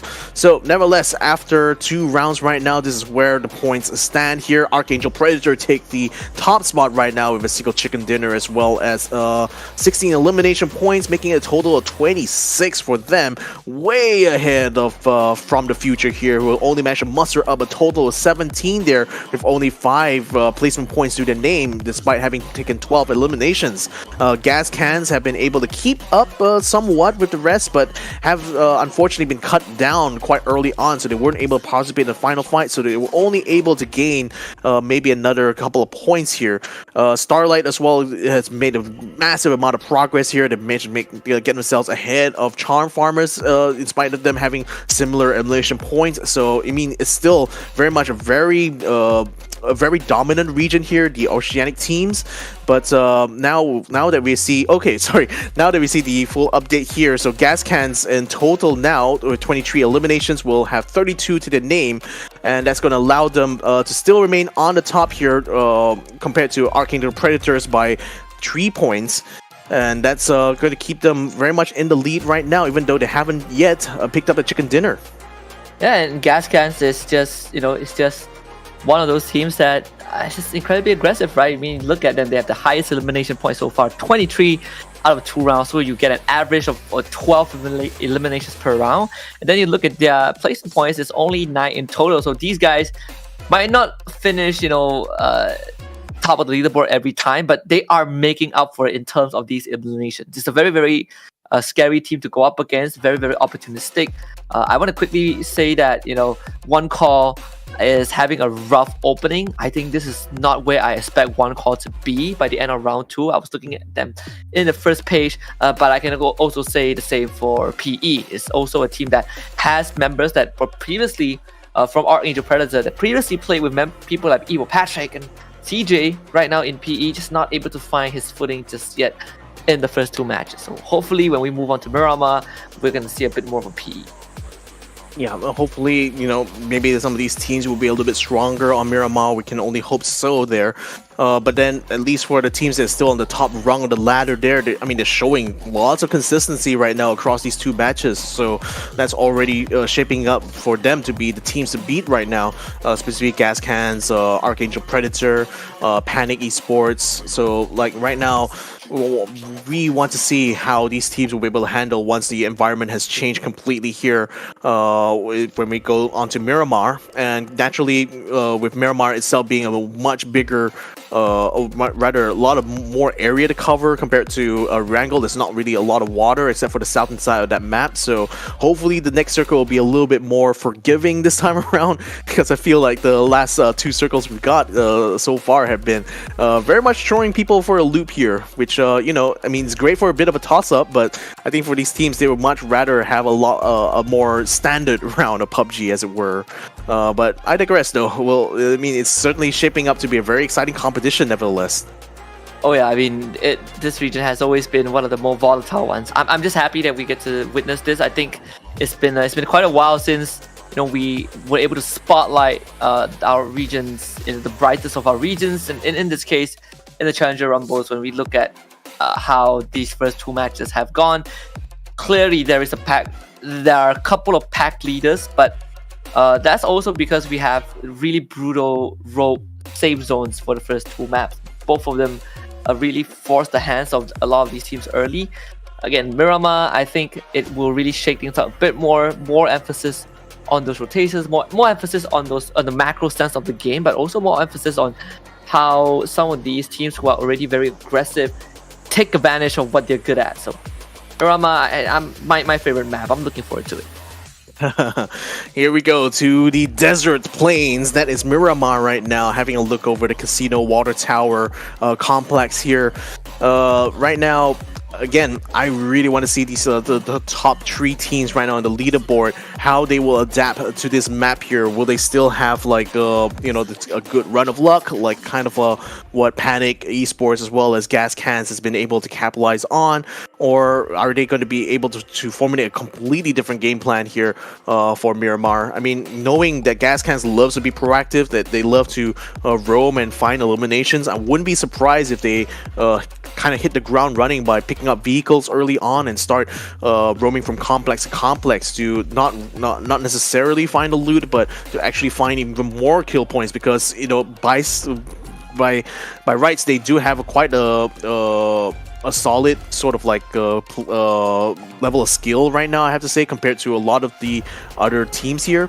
So I would say that if they can continue to be that consistent on Miramar as they were with Erangel, we definitely will have like a very clear favorite for the Rumble Challenge right now in day number 1.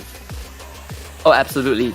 And I think at the same time, it's also looking at some of these teams who did qualify but have been struggling for the first two matches.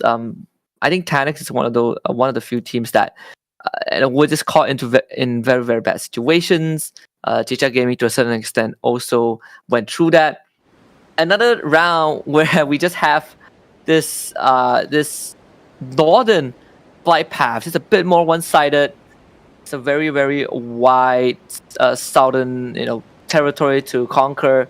I like when I say that there's no body of water on Miramar, but there's definitely lesser, right? The tendency of you getting a rogue circle is definitely not as prevalent, I would say. But at the end of the day, I think when we see how some of these teams have really gone through kind of your protocols for the first two games, it's very evident that for Gascan, it's all about picking off stragglers, right? You keep topping up the resources, you keep leveling, you keep upgrading what you already have and making sure that you never run out of gas. Whereas for teams like Panic Esports, it's more about getting that early anchor spot and holding off these waves of attack for as long as possible. Yeah, but Panic's to do Panic style gameplay quite literally requires a lot of luck, because what really helped Panic a lot in that first map was the fact that they didn't have to move for like 3 circles in a row, so that kind of allowed them to dig in their heels very deeply on the area until the final fight, really.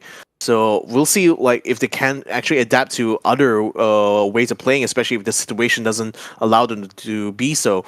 Now, this next circle is actually going to land on top of where Charm Farmers is, and they're in the middle right now together with what seems to be 4 Samurais as well in the center of this next safe zone here. So Charm Farmers, again, is another team that, even though they weren't really that disappointing, they certainly weren't part of a lot of the late game fights here in the last 2 rounds. So maybe this might be the stroke of luck that will allow them to turn that fortunes around. We'll have to see. In the meantime, Action PH still going for that farm. 4 piggies right now taking a farm right next to where Starlight is. Starlight is certainly going to be another team to watch out for, because just like Charm Farmers, they haven't exactly had luck on their side quite yet. But I think if things come together for Starlight, they could potentially be another team to vie for the chicken dinner. Here comes from the future, a bit of an unexpected player in that final fight for the last map there, especially with a final member, C1 Moy, being able to stay alive for a very fairly good amount of time there, being able to put them at least third in terms of placement points. Archangel Predator, still fresh off of that win in the second match here, are going to be looking to try to get another one here to at least be able to get a solid lead over gas cans, and that's certainly going to be kind of like the running theme, I think, for the rest of the day here, because both of those squads seem to be very strong and very much capable of taking on one another in terms of playtime strategy. So I really want to see if they are going to end up having a final showdown between the two for the chicken dinner eventually sometime during this Rumble Challenge. Yeah, I think along the lines of that, it's also one of those few. It's also kind of like the environment that you're looking at. For example, when we take a look at how some of these teams have kind of really performed based on kind of that 2022 performance, you can really see those front runners, here and there. We kind of gone through this even before game number 1, where you have certain big names, with certain really familiar veterans, from the Philippines. We've gone through that. We've gone through a bit of that from Oceania, and this is why we're seeing some of these pack leads. Gas Cans has been the forefront of our conversations whenever we talk about how they might not have been getting, kind of the chicken dinner that you're looking for, but they are really, really dominant in really securing these consistent rounds. Being in the lead right now, I think, does put them in a very, very comfortable spot. We do have 4 days of just sheer, unadulterated action. And in this case, you are looking for some of these teams to really continue power driving their momentum into the ground and seeing if they can keep that tempo going. Mm-hmm. So far, tempo seems to be at a very low BPM right now. Teams are mostly quite spread out, and there's not quite a lot of chance for encounters, especially this early phase. Though we already see some of these teams securing very important points on the map right now. We got Pretados Esports here just taking this high ground next to a rock. We got On Call still on the road on a convoy on the road right now, making the way towards what seems actually they are in, I think, the circle right now. So I think they're trying to find a good complex to set up a base of defense from, to wait to see what the next phase is going to bring. And in fact, that next phase is going to be coming very soon, because now the blue zone is going to be creeping in here. So phase 1 is about to come to a close here. Hopefully these teams will have already picked up what they need here. In fact, Pintados Esports catching a little bit of a fight right now with Charm Farmers. Just minor exchange of gunfire. It's a classic Burama stuff. Honestly, I think, you know, with this first phase, gotta who that thought Aurora. PRDX finding himself right in the forefront, and they coming through would have been just catching the timing a bit better. PRDX with its pants down, completely surrender. I think the rest of Aurora forced to reposition. PRDX first to go. Jumbi also gotta stand his ground right now. Senti has the nade out. Jumbi completely flash, can't turn around in time. Senti just finding that opening. 2 points from the get-go. Aurora suffering heavy damage. Yeah, that's not going to bode well for the chances for the rest of this phase here. But nevertheless, with still 2 members quite far away from this fight, they can easily peel away without taking any more losses. So very much trying to mitigate the situation right now. For Samurai, in the meantime, taking some shots as well from a distance. They had spotted Action PH there. In fact, they spotted one member scouting out, and now he's found the main squad still in the other complex here. So just relaying all that information back to his squad, they at least know, at least keeping tabs on one of their rivals here in this competition. Gas cans look like Nikos spots out EXO clan trying to make a break across the desert right now, Mad Max style, and Nikos is going to be like the Sand Hunters right now, trying to get some pot shots, and actually does put a bit of damage there, forcing Exo Clan right now to exfil out of the complex. Oh, EMPT taking a lot of damage there for Kansas great shot as they continue to rain lead upon Exo Clan here, forcing them now to dig in to this complex here, which is not exactly ideal, but at least they will be able to avoid some fire. EMPT now very much in danger here. Luke 12 still trying to spot them, but still not able to return fire quite yet, putting any pressure on the gas cans. But right now, Gas Cans is already making some moves. They're sending a couple of their members to go up in front there to try to confront. And Greg Shot tries to take down Rain. Will not be able to take him down, but still Empt is still stuck on the outside there. Nikos will fish him off. Yeah, EXO gotta get out of there as quick as possible. Big Boy Maka also pretty much done. One finishing shot would do the job as wow, okay. USC actually getting that elimination a bit of a weird one. With that being said, Gas Cans continuing to put on the pressure on the EXO. Kang and Rain both separated with Luke in between, and Rain does have that nade in hand, but there's no clear angle for him to do much. Even toss out the smoke that was there for quite a while, but Gas Cans once more able to really pin down EXO. Kikida very, very preoccupied with Yikakamuka, who will again just hold that high ground and allowing the rest of the team to slowly choke out EXO.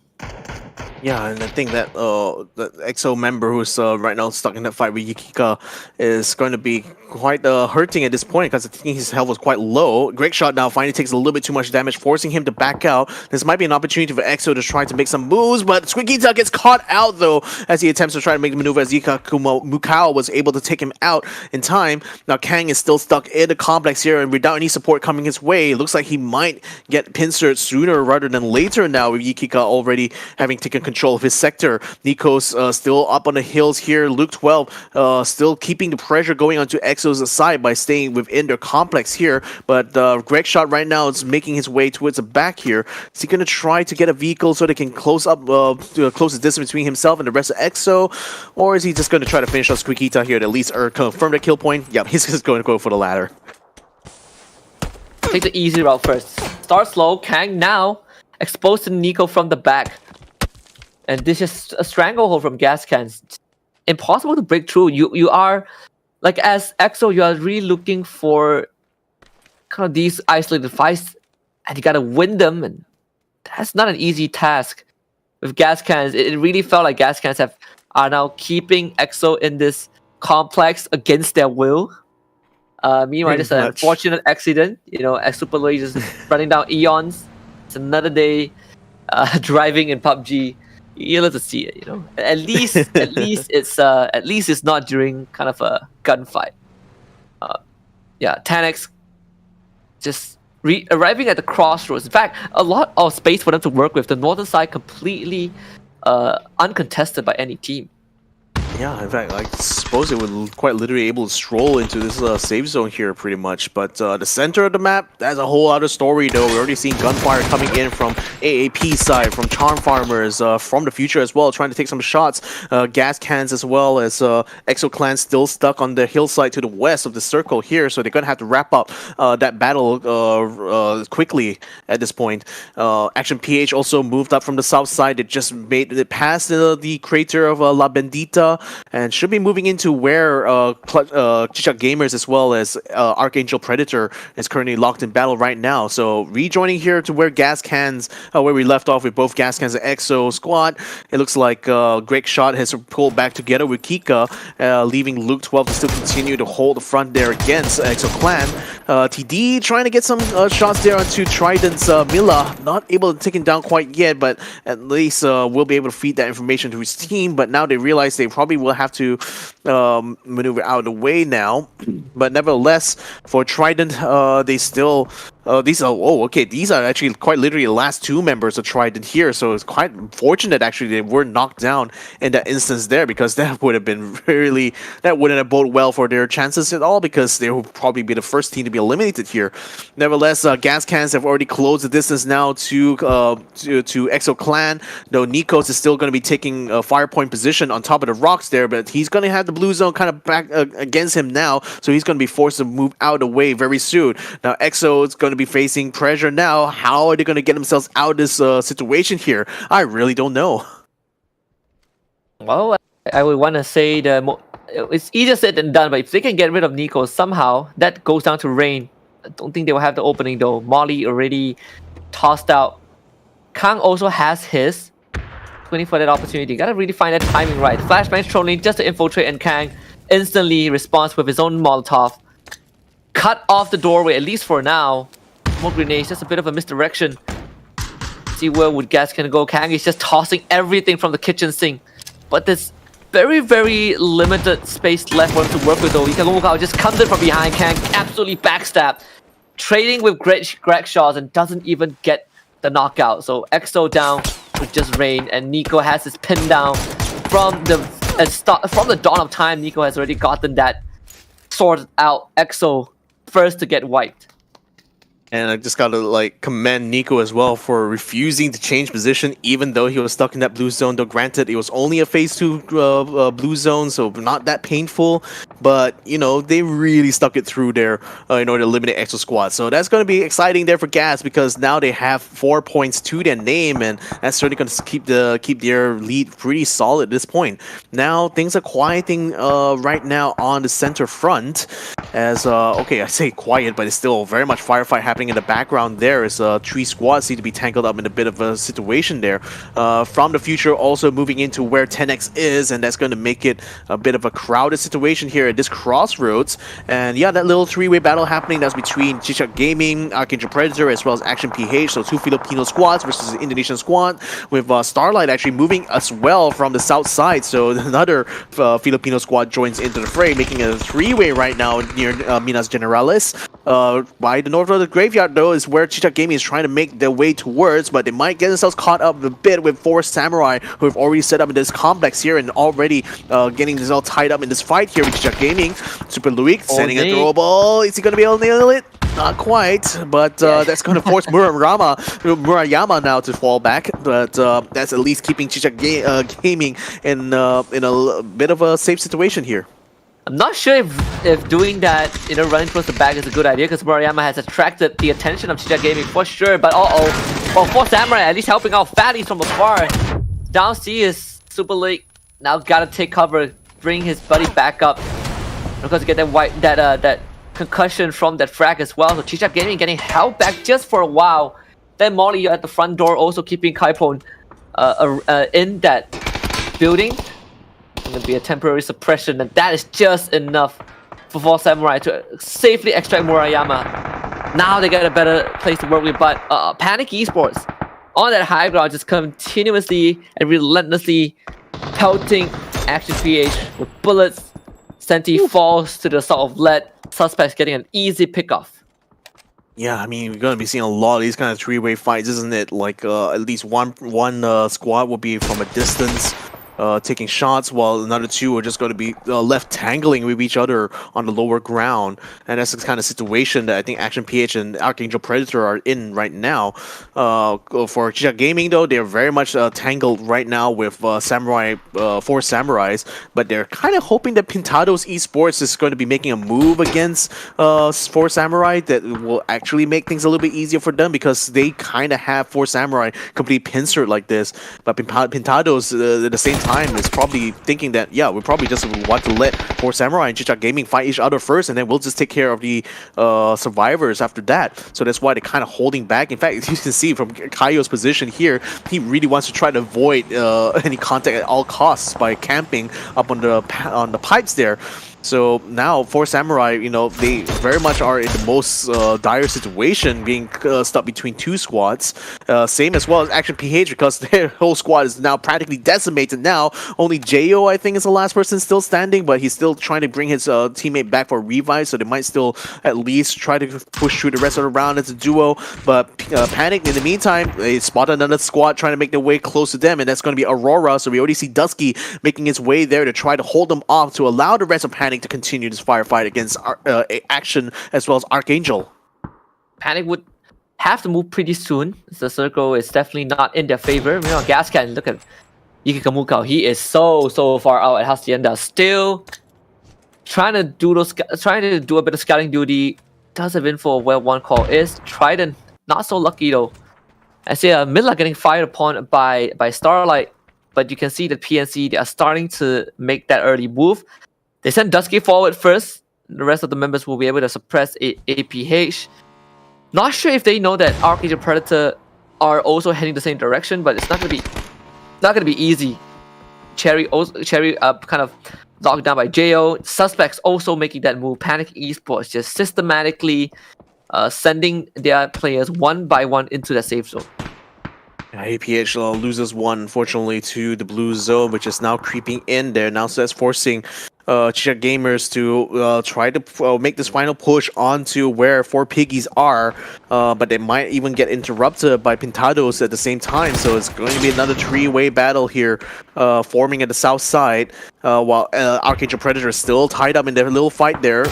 Now Aurora is getting a lot of pressure here from Starlight coming in from this north side, and 10X is just kind of like biding the time, just kind of waiting on the sidelines here, not really getting involved in this fight in any way.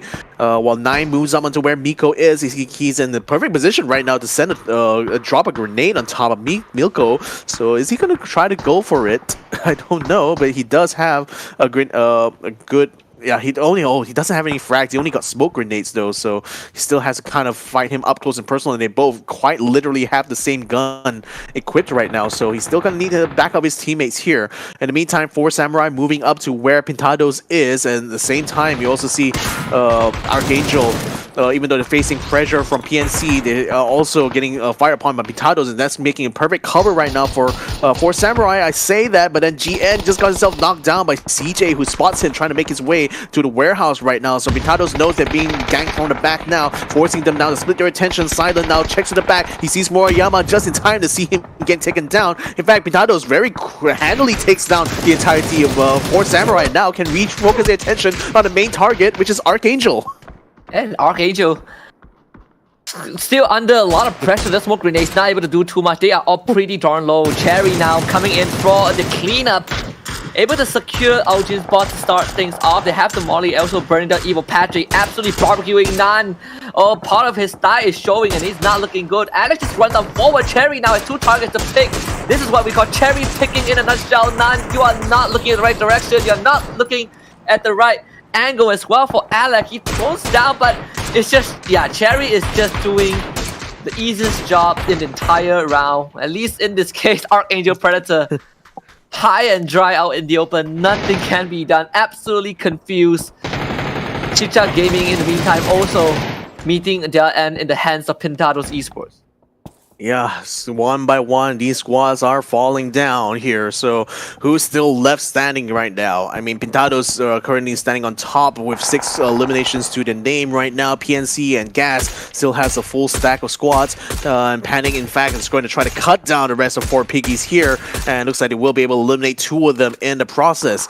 Now, let's see who else is going to be getting into the mix here. 4 Piggies also getting themselves, from the future, were the ones who picked that up. Now, Charm Farmers are getting ganged upon here, but if it's one more member of 4 Piggies try to break through the door, but the Molotov is going to roast him alive inside the shack there. The Fleaways picking up the kill there onto Boehm, and also the baby Zyu, who is his teammate who ran into the shack just as the Molotov went up. So that's a little bit of friendly fire there, my mate.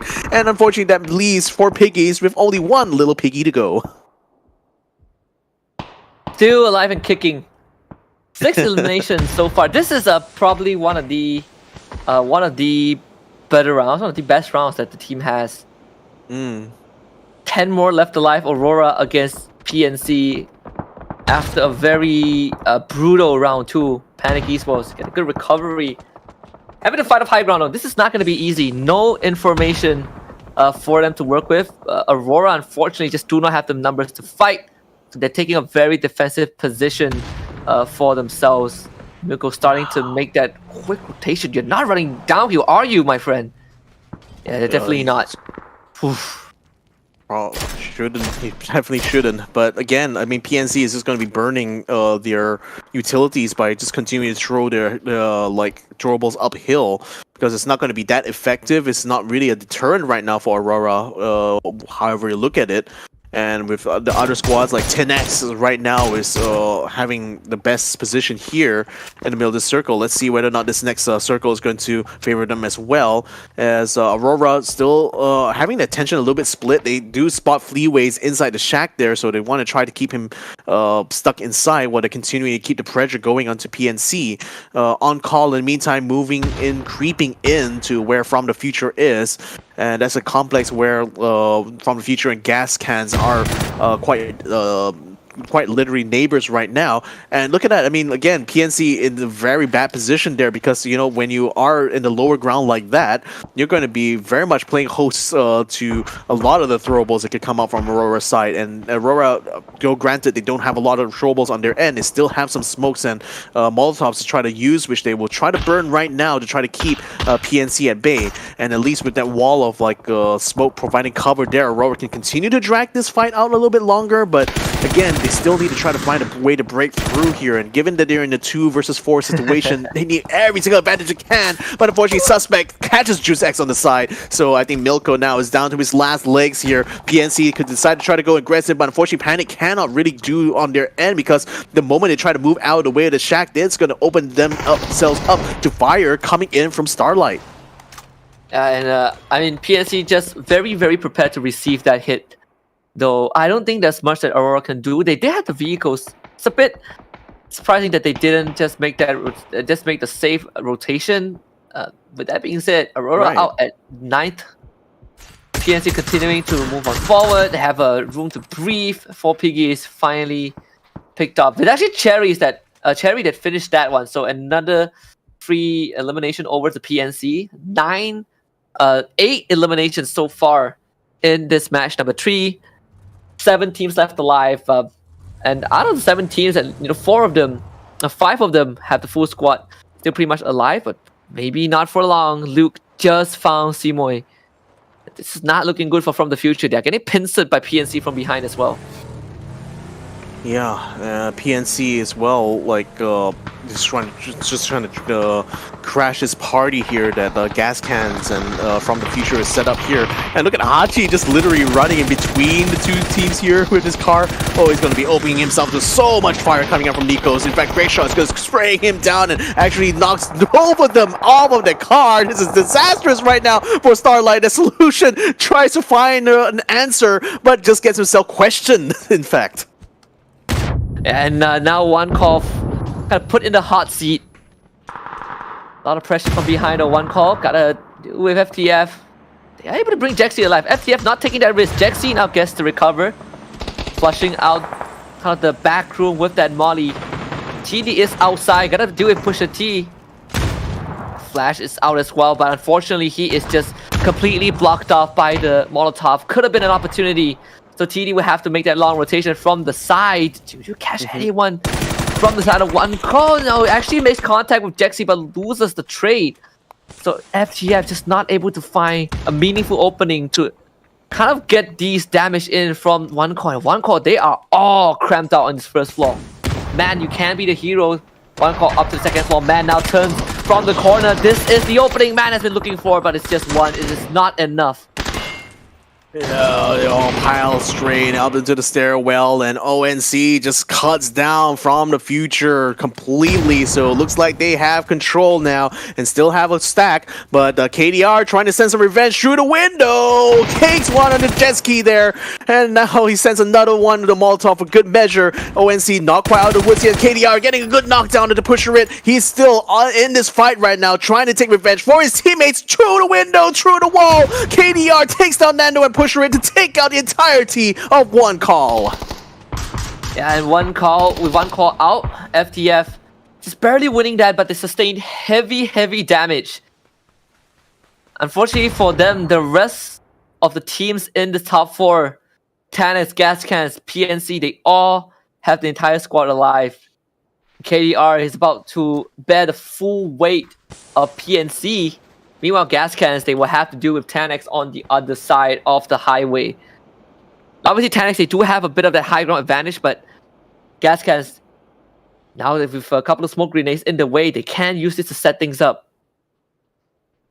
Yeah, that's the thing. Like, they sure, especially PNC, having burned a lot of those utilities trying to fight earlier on. Now they're going to be paying for it a little bit here, because I don't know if they have a lot of smokes between them really to try to fight out in the open here. We'll have to see where this next circle lands. PNC is going to have to pray very hard that it lands on their side, but unfortunately, oh wait, this is already phase 7. There's not going to be any more circles. Oh boy. So PNC is kind of in trouble right now. They're going to have to burn whatever smokes they have, and Gas Cans and 10X in the meantime are focused on trying to keep each other at bay here, because they know there's not much standing between the two of them right now. So I think PNC is going to try to play the cards by just holding it close to their chest, not really trying to go out and fight, trying to let Gas Cans and TNX sort it out for themselves on the outside here and let them burn out their utilities here. 10X still has a lot of smokes though, and that's going to help them, I think, in this case, as they set up a whole wall defense right now to try to confront the situation against Gas Cans right now. Gas Cans now making a move. Looks like they're going all in here. Here we go. Trouble sending in as well. They're trying to keep the flanks covered as well to try to keep TNX in a very contained position, but so far that Little Hill is making it very hard for them to get any leg up on top of them. Mukao is already being taken down a notch right now. Main Zero going to send a nade through. Is it going to be landing? Yes, it does. Mukao already down. Nico very much low. Greg Shot and Luke 12 now trying to fight on top of the hills here to try to force 10X back, but 10X still holding strong, still holding firm, sends even more troubles down their way. Now Mukao has already been brought back up. Nikos is now trying to reset his flank here, trying to keep an eye on 10X, making sure they wouldn't be able to flank flank them from the right-hand side. The smoke is keeping him very well covered, but Asba tries to spray as much as he can. PNC this whole time has just been hearing and observing this battle, but not really lifting a finger to help out either team, because they know if they can both eliminate each other out, PNC will stand an even greater chance now of taking the chicken dinner. Yeah, they are just in such a comfortable spot. Just like in match 1 on Erangel, PNC have full control of that center point. Tanix is winning that trade, able to slow down gas cans. That's more than enough. And now gas cans will be playing with a man disadvantage as well. Another flash thrown out. Gas cans have zero info of where Tanix would be. This circle will funnel Tanix into closer, out into the open. You can see that's why Luke has been playing so far away. He even sets up that smoke grenade just so he has a tight angle to work with. But Pivy now finally pops his head out. That's not where you want to hide, Aspa. Your arm is exposed. Pivy takes advantage of that pixel for that knock. And now with Aspa down, the teams, both Gascans and Tanix, realize the severity of the situation that they're in right now. Tanix does have a vehicle. They cross that freeway. That is step number 1. But KDR has to chip in, and Luke 12 gets a nade in the face. Yeah, now this is going to be a very tight situation here, because that last final dot, it's right in PNC's doorstep. So both TNX and Gascan is going to have to crawl their way to that center right now, facing fire from both PNC as well as 10X. 10X in the meantime picks up a truck, and they're going to try to use that to their advantage right now. Gregshot tries to go for a very daring maneuver there, but unfortunately gets himself cut down. KDR takes out Lucid Freed in the meantime, so it looks like TNX is taking a lot of losses here, and PNC is still very much looking very strong at this point. They take out one more member, so TNX is down to a last member, which is Shoehorse, and he's still out on the road. He's still not able to find any cover. Right now the smoke is providing a bit of cover right now for him. KDR is also trying to get himself into the mix. He managed to get, I think, one elimination just now. Shoehorse now running across now. Ooh, baby, sniping. Shoehorse barely able to duck down in time, but Privy finds a lick, takes him out completely. Now it's going to be between PNC and FTF. Yeah, KDR is just going to perish to the blue. Don't let PNC get any more points from that. Winner chicken dinner again is Panic Esports' second chicken dinner of the day. Out of 3 matches, they've gotten 2 of it. That's an incredible start.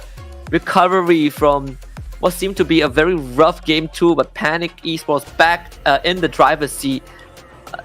With that all said and done, right? We also saw names Gascan once more having a round where they are just absolutely volatile, and they are still in the lead so far, even without a chicken dinner. So we'll see if when that leaderboard comes out, will Gascan still be in that front seat. But for Panic Esports, just systematic. What we saw in game 1, we saw in match 3.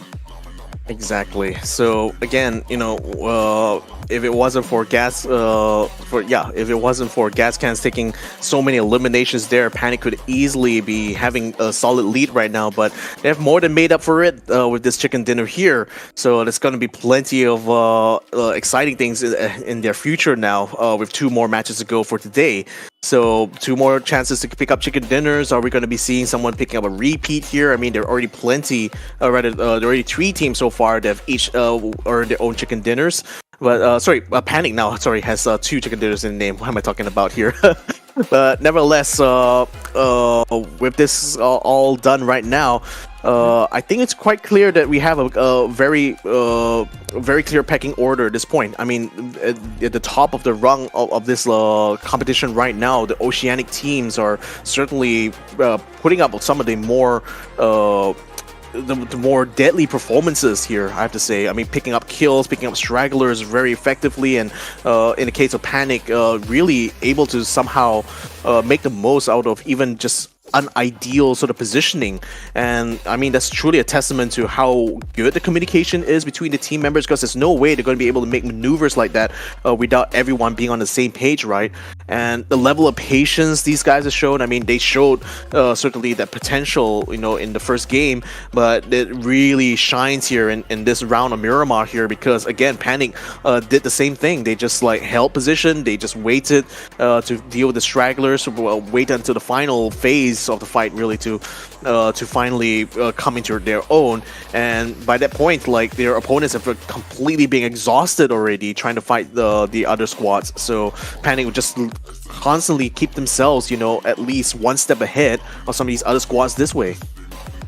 Oh yeah, absolutely. And I think just kind of the general feel that we are getting from some of these frontrunners is just Oceania still on top. And the PH team, they had a lot of great moments, right? We saw how PE, Pintados, we saw how Archangel Predator deal with some of the situations, but Action PH, unfortunately, for 3 straight rounds has been not being able to find that opening. A lot of those rotations, they're getting caught in the middle of it. In this case, it's just unfortunate that they did not have the elevation advantage. But overall, you can see how some of these teams, they are just getting caught mid-travel. Teams like Gas Cans and PNC, they get this anchor down very, very early on, and all these initial trades, it'll give them so much more advantage. And the more defensive teams, like what we saw from Starlight and Pintados, at least in this match number 3, render them pretty vulnerable when you don't have much resources to work with in that mid game. That completely encapsulates like the two very distinct style of, or rather, two very distinct types of strategies, right? That squads will employ. Is either you be more aggressive by going out there and picking up those elimination kills, or you play a more passive game by prioritizing positioning and as well as maneuvering over everything else. And what seems to be the case right now is that they each have their own strengths and weaknesses. But then Panic Esports right now kind of shows that they're able to do a bit of both, really. So even though Gas Cans right now still has a lead, it's only a lead by a single point there. Despite Panic Esports having picked up 2 chicken dinners, they're still 1 point away from even taking the lead away from Gas Cans here. So they're getting close, but still not quite there yet. From the Future, though, certainly has made a good case for themselves on why they need to be in the top 4 there, especially with that fight that they had in round match number 3. So with 38 points, that's going to keep them ahead of Archangel Predators with 34. Now, 4 Samurais and On Call. Now, the On Call especially has been able to make a significant comeback, I would say, in match number 3, and that's putting them ahead of both 10X as well as Charm Farmers, who will find themselves in 7th, 8th place respectively. And Gas Cans is so far putting up very impressive average, right? 10 eliminations per round, and you look at the ranking points that they have, it's honestly not too much. On that first page, they are ranked second in terms of total placement points, but just the amount of eliminations they've been able to consistently get, taking advantage of teams, making those early rotations, these individual pickoffs really gave them a lot of that leverage to work with. So Gas Can still coming in as one of the strongest, if not the strongest, and maintaining that reputation. Just really great to see these veterans continuing to put up monstrous performance in the first day of our Challenger Rumble, and it really does set the precedent of what we can expect in the round for the rest of the day, and also for the rest of the Challengers Rumbles, honestly. Yeah, I mean, you can also see that a lot of teams had to kind of like pick up more elimination points compared to placements, really, in order to try to keep themselves on top of the board. Only PNC so far has been able to kind of have a bit of balance of both, but that's also a consequence of what happened to them in the first round as well as the second round of this competition here. So it's quite interesting to see that after 3 rounds, only PNC has been able to kind of maintain that balance, whereas everyone else had to rely a lot more on aggression and really being able to pick up good kills actually during the round, to make up that difference. So I want to see whether or not this is going to be the pattern to continue for the next 2 matches, but nevertheless, with the next 2 being on Miramar itself, it's going to be very much who plays this map better compared to everyone else. And PNC has shown that they are good in both Erangel and Miramar right now, so it's a very good chance for them still to continue and perhaps even overtake Gas Cans on that lead. But conversely, Gas Cans not very easy to take down as a squad. I had to remind you, time and time again, there have been squads who just face their demise literally at their hands right now. So they still remain very much a very potent threat right now in day 1 of this Challenger Rumble, and I expect that you're still going to continue to see them butt heads. Absolutely. So much more to unpack with 2 more matches for the rest of the day. But after 3 explosive rounds we have, I think we deserve a bit of that breather to give these teams some space to kind of recuperate, regain their thoughts before we jump back into the dry desert of Miramar. So with that being said, this is the PUBG Challenger Rumble. We have so much more to come, and we have seen some ringleaders, but perhaps for the second leg of today's matches, things would change for the better. We're gonna take a short break, and we will come back for more PUBG action for the PUBG Challenger Rumble. Stay tuned.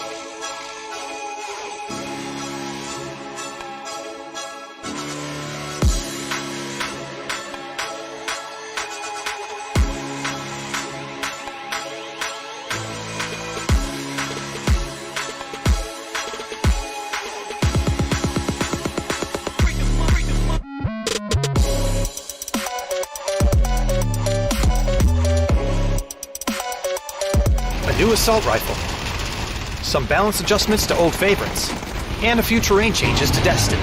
All this and more as we dive into the Update 22.2 patch report. First up, a popular new French assault rifle is hitting the Battlegrounds. The FAMAS is a 5.56 AR capable of single fire, burst, and full auto. You won't find this new weapon among normal loot, however, so check care packages and other special areas where powerful weapons spawn. We're also giving a couple tried and true ARs some balance adjustments, with the AUG, M416, M16, and the Mutant all receiving a few changes. Check out the patch notes for full details on these. Also, with the introduction of the FAMAS, the AUG will now spawn among normal Battlegrounds loot. Destin is also getting a few changes, with the addition of several hills between Barcliff and Tarita, to aid players making the long and perilous trek. There's also a new dirt track south of San Carlo, to break up sightlines a bit and add some more interesting flavor to that area. And since the PUBG 6th anniversary is fast approaching, we're also putting up some festive decorations around Erangel, Miramar, and Sanak. We've also updated the Hall of Fame on Erangel with special items to commemorate the PGC 2022 winners, so check it out on your next drop. That's it for this quick update. But as always, you can find all the details on these changes and more in the official patch notes. Update 22.2 is here, so find yourself a new FAMAS, and get ready to celebrate the glorious 6th anniversary of PUBG. We'll see you on the Battlegrounds.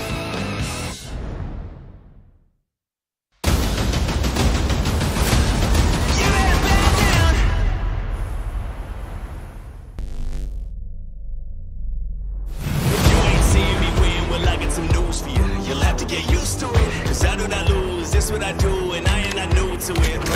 I'm on the road now, showing no signs that I slow down. The moment it goes down, yeah, this is the battle, the showdown. So who really want it? Yeah, who really want it? I'm feeling good, you looking exhausted. I'll take your limits and I go beyond it. Yeah, there is a list of the greatest of all time, and I'm trying to be on it. I came here to conquer, I ain't gonna stop until I am iconic. Bring it on, I'm taking on all of my enemies. I got the power, the energy, I'm the greatest celebrity.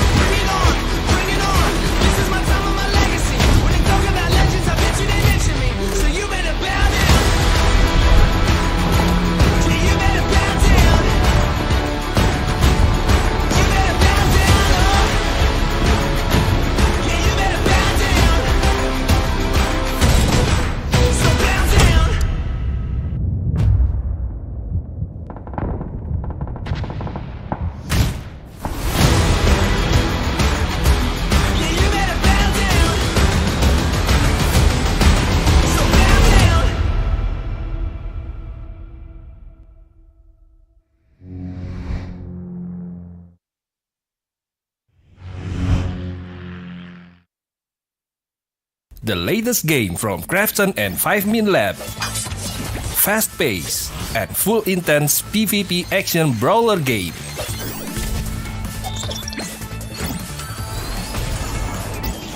Use your best combo to send your opponent to the lobby.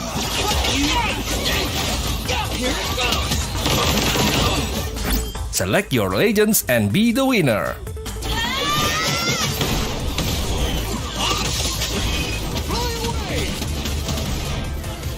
Pick the mode that suits your fighting style, from 1v1, 2v2 to Battle Royale. Available to download and play free on Play Store, App Store, and Steam.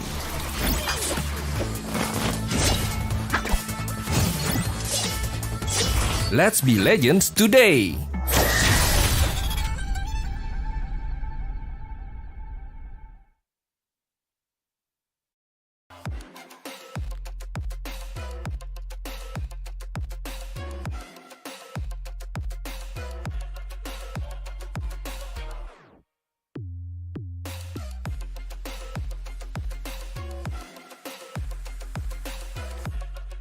We have we've witnessed 3 amazing matches just now, and so far it has been a Panic Esports taking the lead in Chicken Dinners, Arcade Predator stepping things up, but Gascan still in the lead as one of the favorites.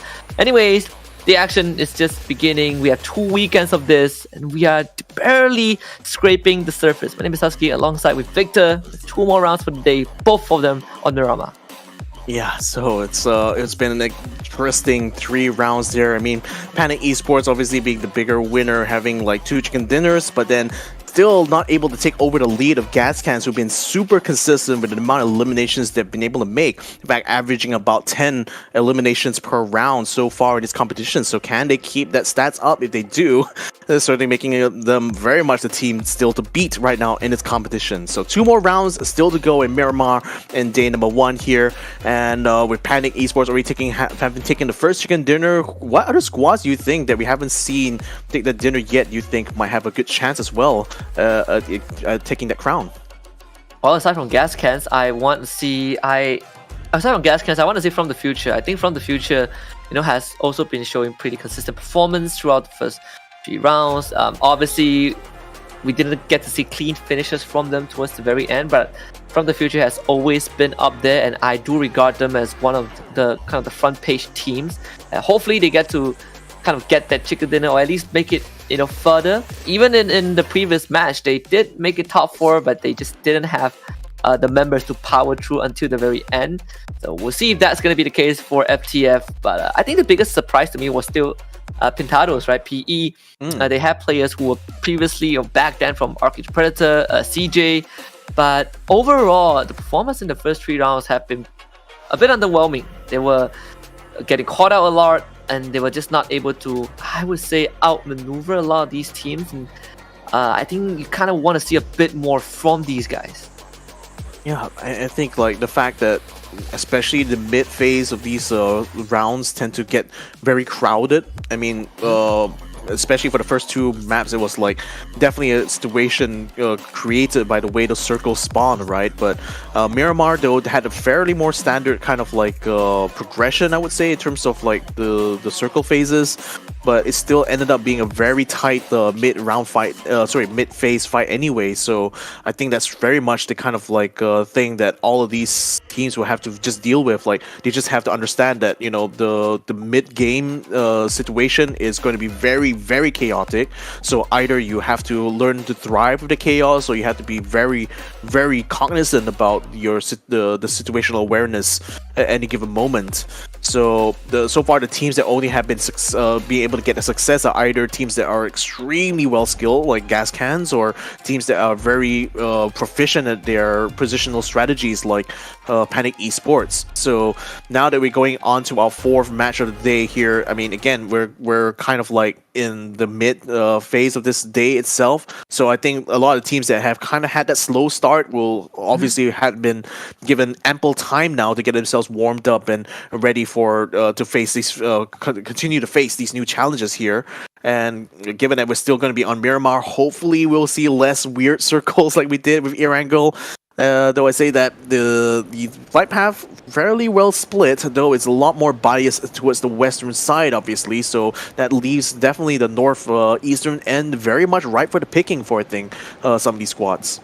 Yeah, finally a more vertical flight path. We've been seeing horizontal ones, for the first 3 matches. In this case, we probably can expect some teams to kind of take that safer route, get that late drop, and you move towards the southern side. There's the Los Tigos. That's very small but condensed area that you can get decent resources to fill up a team. It's more of like how do you rotate up onto mainland. You can see gas cans, they are taking kind of the wider flight path, right? They drop parachuting down onto the northern side, taking a power grid along the way. I think that is something that gas cans might do. FTF is nearby, but you have San Martin that you can comfortably conquer, so that's not something that FTF would be too worried. You see a bit of that very dense population, PE, APH, for Piggy, CF, they're all in the same area. Gas cans know about this. You see Waikika, Muka, and Nikos, they are both at the edge of the cliff, so they see this happening, but opening circle right towards the northern side. We've been getting corner circles for 4 maps now, Victor. I know, right? I mean, again, it just feels like these circles are just doing everything it can to throw these teams off, and again, it's part of the challenge of becoming a professional PUBG player is that you're never going to be able to get every star to align for you. It's just a matter of you making your own fate, right? Just to borrow a quote from the Terminator films. So in this case right now, with Miramar being a lot more open means that, if you're smart enough, you can try to avoid some of these fights and pick up some good weapons. Charm Farmer's Huxi has already picked up a car 98k somewhere, so he's already very much strapped and ready for battle right now.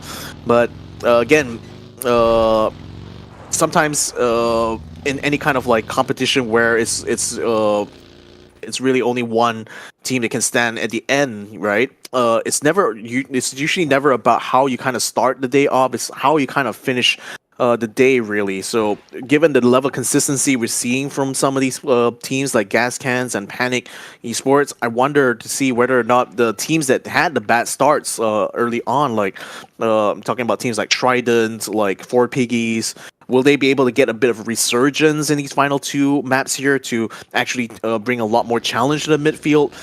That's all the stuff that I really want to keep an eye on. Yeah, and I'm glad you brought up Four Piggies in this conversation, because in the previous round, they actually had a very good performance, right? A pretty decent one compared to match 1 and 2. Match 3, the first Miramar round, Four Piggies had their best showing. I think they got eliminated, but not before getting 7 eliminations in total. So this is a team that does have that firepower to them, but it's more creating those small pockets of openings that they have been struggling with so far, and generally just getting outclassed by some of these just more ferocious teams that we have. One Core as well is a team that I didn't expect to be stuck on the second page this early on. Just a very, very slow start, but yeah, there you have it. We have Starlight at Los Tigos. I did mention that teams might just take this very safe approach. Starlight is one of those. Trident on our screens right now also just still gotta be a bit more careful with that. Very early rotation, and it's very common on a map like Miramar. You just want to be able to cover as much ground as possible early on, especially when you get these kind of very iffy circles. That's what will prompt these teams to make those early moves. Yeah, and it's like, you're basically left with 2 choices. Either you dig in, or you take a vehicle and risk spinning out somewhere in the middle of the desert, just like Elgin bots just did there. But nevertheless, when you cover ground like this, you always often open yourself up to the risk that at least one of your squad members might get themselves caught up in some gunfire, which means that either you have to try to rescue them, or you're going to get bogged down in the fight you may not necessarily want to start, really. So it's that kind of risk and reward that really paid off a lot for teams like Gascan, because they've been doing this very consistently since the first map. Like, they never really stay in one spot for too long, especially in the early phase. They're always constantly on the move with these vehicles, and yet in spite of that, they're very much far more successful than other teams who employ that strategy. And oh boy, what did I tell you? Going out in the open means that you're going to open yourself to some danger, and Rems finds out the hard way there by getting taken out by Charm Farmers. Yeah, it's another scenario, right? This has been a recurring trend for APH. Fortunately, it's getting caught up in rotation. This early knockout, very, very brutal for them. Charm Farmers just content with the one that they have. Not gonna chase for more. Meanwhile, APH, they touched down, sure, but they also were spotted by Pintados from the other side of the map. So APH completely exposed from the get-go. It's just gonna be one of those slow rise. Get to marvel at some of the players' driving skills. I always have this suggestion, right? So Right. let's say there should be a system that records your driving performance in game, and if your driving performance are rated by points or whatever, but if it drops below a certain threshold, you get your driving license quote unquote revoked. So you can't enter a vehicle and drive unless you're the last man alive. Honestly, So you don't sounds like endanger like your teammates, right? It's a Honestly, horrible idea for pro players. yeah, It's a great idea for honestly. custom games, No, I mean, like it's. I think even like in PUBG Mobile, you could set up some kind of like racing with these vehicles here. But then again, yeah, terrible idea though. I would hate being locked out of using vehicles just because I'm really bad at using it. If anything, you should be encouraged to use vehicles more so they learn actually how to drive properly, right? But speaking of drives though, Pintados Esports getting into a bit of a chase right now as they are trying to pull away from this situation here. In the meantime, Gas Cans found one of the members of the Little Piggies, so they're going to be caught up in that hillside there, while From the Future are setting themselves up in this complex that's just being overlooked right now by the rest of the Gas Can squad in this area here. TF pretty quiet. Going for definitely have a recon squad out there. Obviously, Gas Cans once more just taking that high ground. Very, very common maneuver on the map like Miramar. You would often see some of these teams just take that high ground so that they can have these kind of easy pickoffs. Because for Waikika Mukau, he is just completely alone.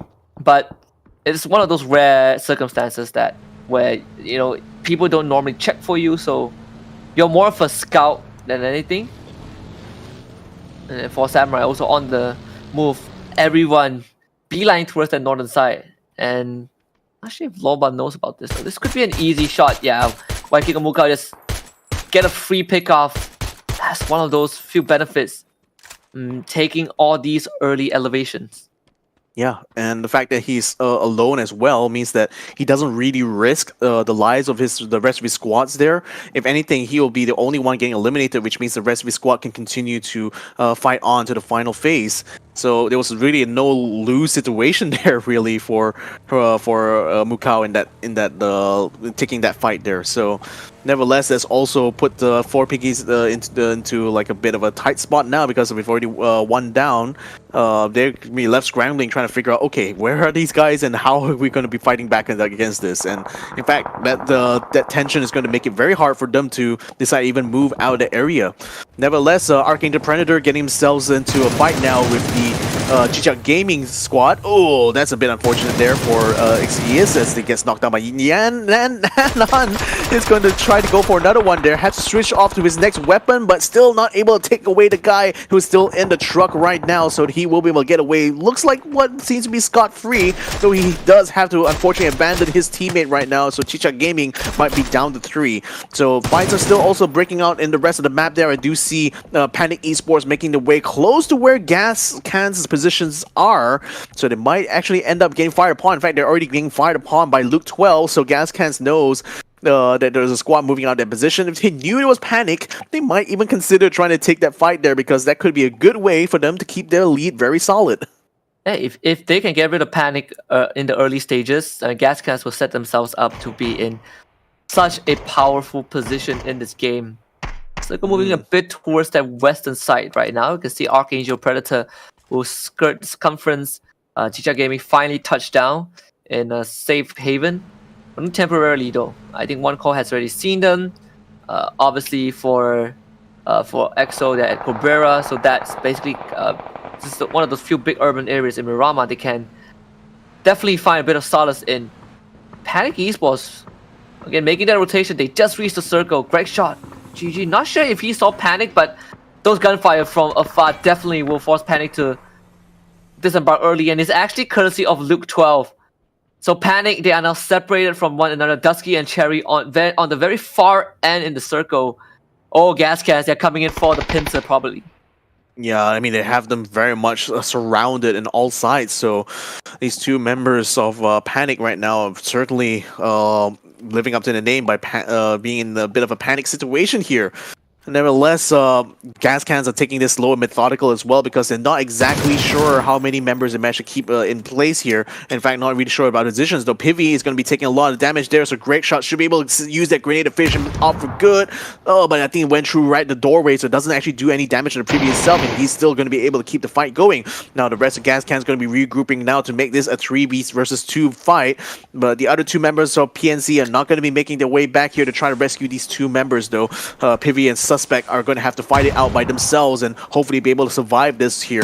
But Gas Cans are now taking this very methodically here. Nico's going to be filling in behind. Luke 12 going to be taking lead here to try to flush out the rest. Privy under the cover of smoke, still able to stay by the doorway, not taking any damage quite yet. But Luke 12 takes onto the high ground right now to make sure that he has a good field of view here, especially onto the window pane. He's going to try to spot them out before they run away. So he's already having a kind of setup here. Suspect still on the outside, trying to return from fire. So now Gas Cans know that at least one member is on the outside. They're going to try to fight around, but Suspect has something for them. Goes for the shotgun, but no! Only 2 shots he was able to put out before he gets knocked down. Nikos takes a lot of damage as well, but is able to take a kill onto Suspect.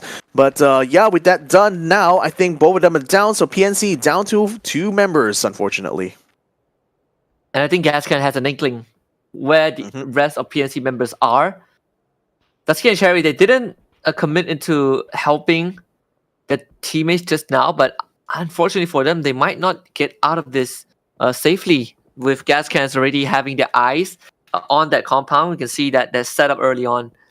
Tanix and FTF, the only two, well, Tanix, FTF, and EXO, 3 teams in La Cabrera, both taking a very strategic spot in the town. Of course, Tanix having majority of the control in the northern side. PNC forced to rotate away, but they're going to just right into the Lion's Den. Only a small complex that they can touch down in. Oh man, catching Cherry as he gets out from the car. Able to crawl behind the building so Dusty can get him back up, but PNC basically stranded with nothing much to work with. And Cherry gets picked off by KDR.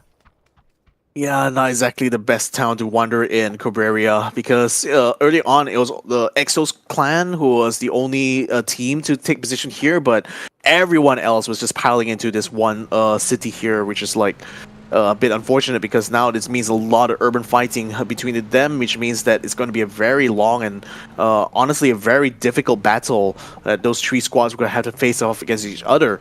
Now Aurora taking a position that's close to the safe zone, but not quite, because I think they are worried about Pintado's esports gatekeeping them, so now they're going to try to set up on a high ground here to hopefully thin out the herd a little bit before they make their way into the circle. 4 Samurai, though, they spot out the Charm Farmers just on the outside, who are forced now to pull out their smokes. Ooh, that's a good grenade, I think, that done some damage there, but that's keeping them very much contained within the area right now.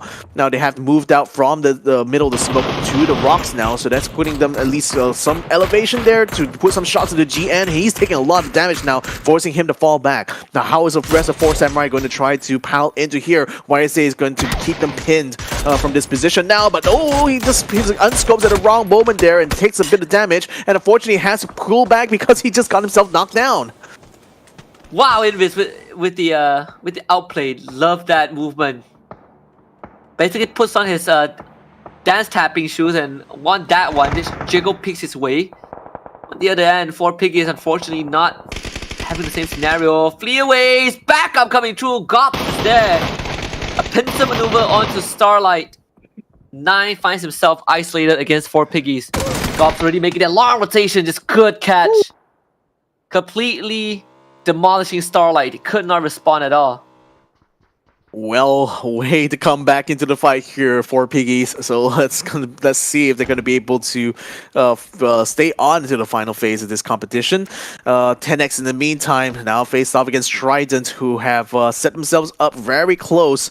Or rather, I think it's 10X is actually moved up to try this position here. So now they try to fight through the window there. I think we're already one down and Blessed. Lucid Freak is going to get him, try to be revived right now as 10X Asaba tries to scan the rest of the windows here to flush out the rest of Trident. He finds one Snow on the doorway there, forcing him to fall back into the house right now. They want to try to keep them contained as much as they can, but Snow is immediately trying to find an exit on the other side of the house. Now him and Jam are currently using the house as the in-between between themselves as well as Trident, but they try to find one. Jam though gets a good grenade onto Lucid Freak, so that's already putting a bit of a wrench into the works here, and Trident unfortunately loses Snow as well, so that's going to be them eliminated completely before they were able to get into this next phase. So 2 teams already down, the blue zone still crawling in.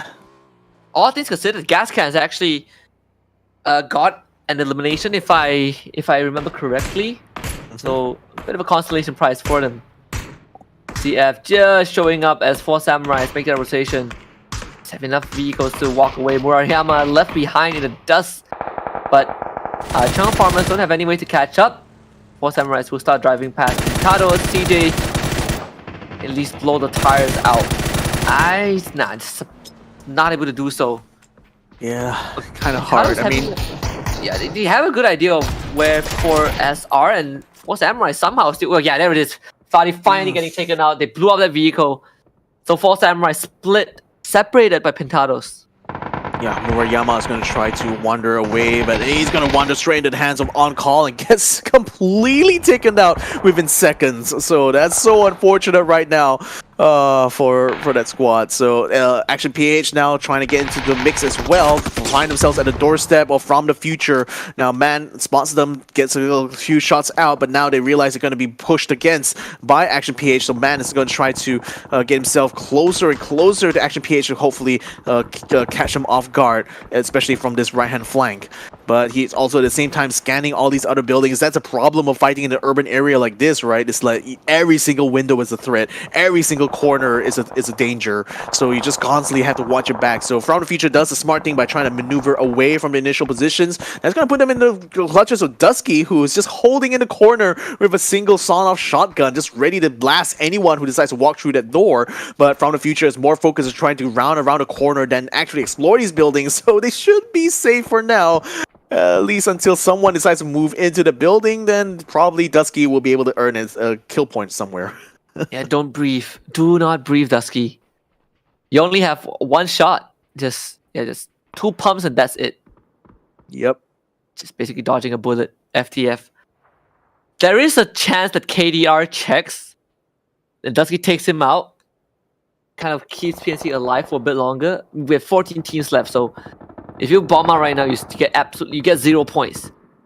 FTF systematically scanning through all of these areas. So Dusky gets to live on for a bit more. 4 Piggies in the meantime wiped out by EXO. Yeah. Gas Can's also in a not in a good spot. Right? I mean, Waikikamuka actually naded by M0. Tanex looking for the jugular of Gas Can's. Shoehorse gonna take a bit of time with that smoke grenade to get that medkit up, but Tanex now have a bit of a more advantage to work with, whereas 4 Samurais get annihilated. Yeah, gotta watch out for Asba. He almost tried to go around and wrap in the back, but he got spotted out, so he's forced to fall back to the rest of his team now. So 10X not able to find a route that way. You're gonna have to find it in the other way right now with M0 leading the charge. But gas cans are still inside the compound. That's a good grenade onto short horseshoe there. That's certainly going to slow down 10X now, as they are going to be forced to try to fight against Greg Shot and Nikos here.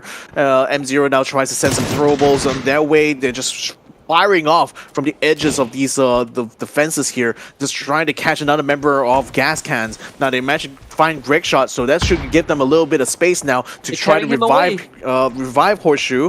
Nikos is going to get a revive onto Greg Shot, but in the meantime, look at that, there's shots coming from the hills there. I think as Archangel Predator as well is just sending shots into anyone they can find from the top of the hill there. Now 10X finds one of the big boy Mecha, takes him out completely, sends him to the lobby. Now he goes in to try to find the rest of Charm Farmers, gets a second knockdown there before going upstairs. Now waiting for someone to take the bait, go up there. It's going to be Ryu. He's got flashed a little bit. He's not quite blind though, so he will be able to get sweet revenge onto M0. Not quite enough to get eliminated, but he can turn around. He turned around and only run into Lucid Freak, who runs up to save his teammate, and he does so in spectacular fashion.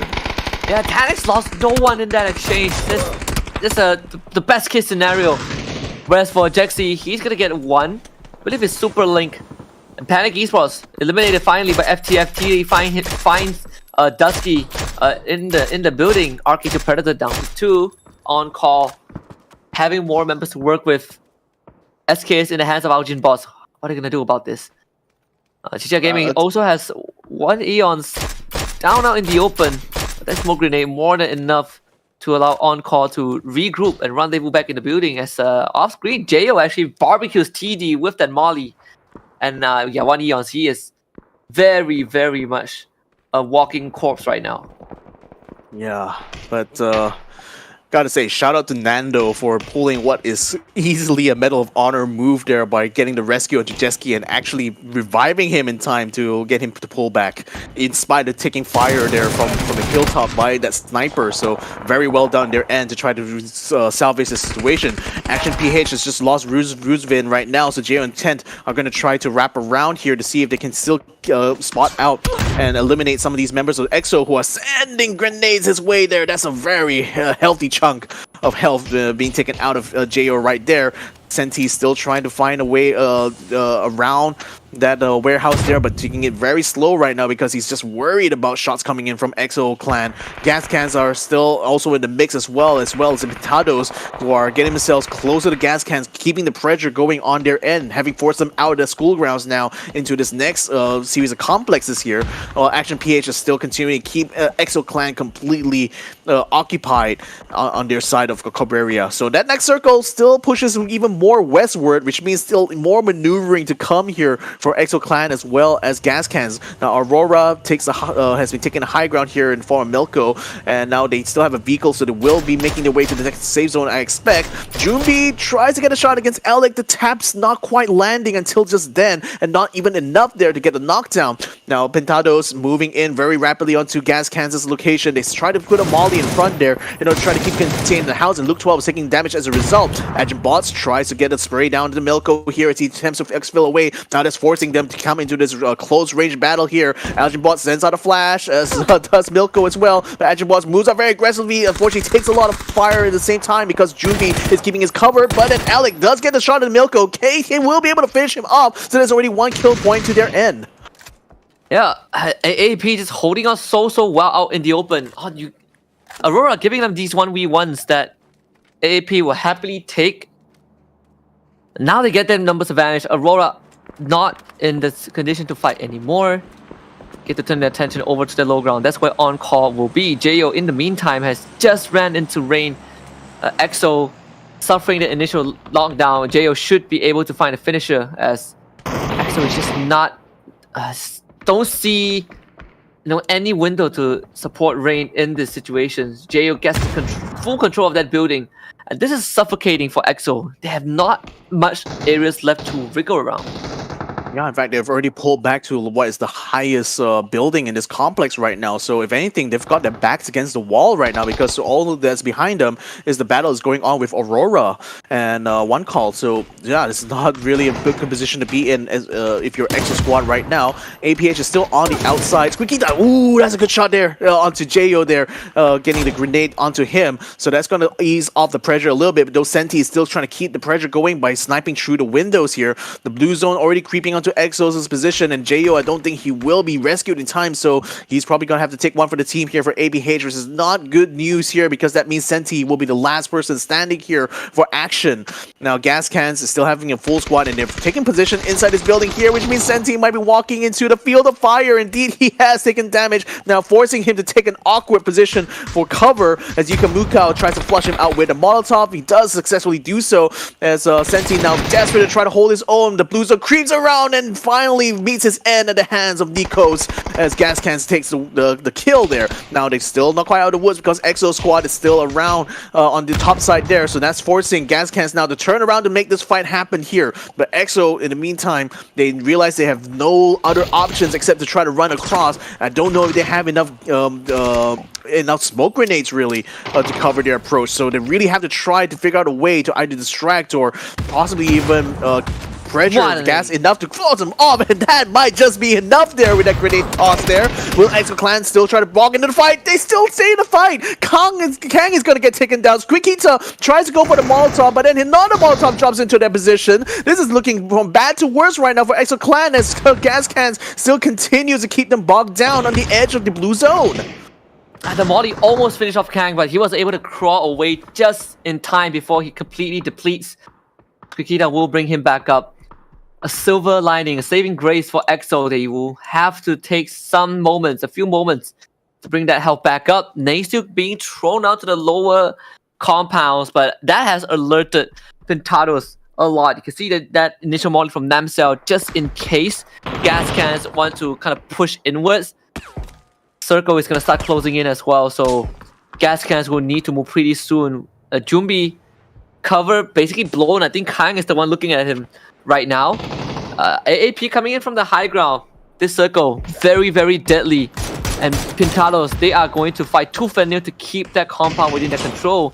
Gotta stop Gas Cans from walking in. You can see those smoke grenades starting to get set up by Exo Clan. They really want to walk on forward.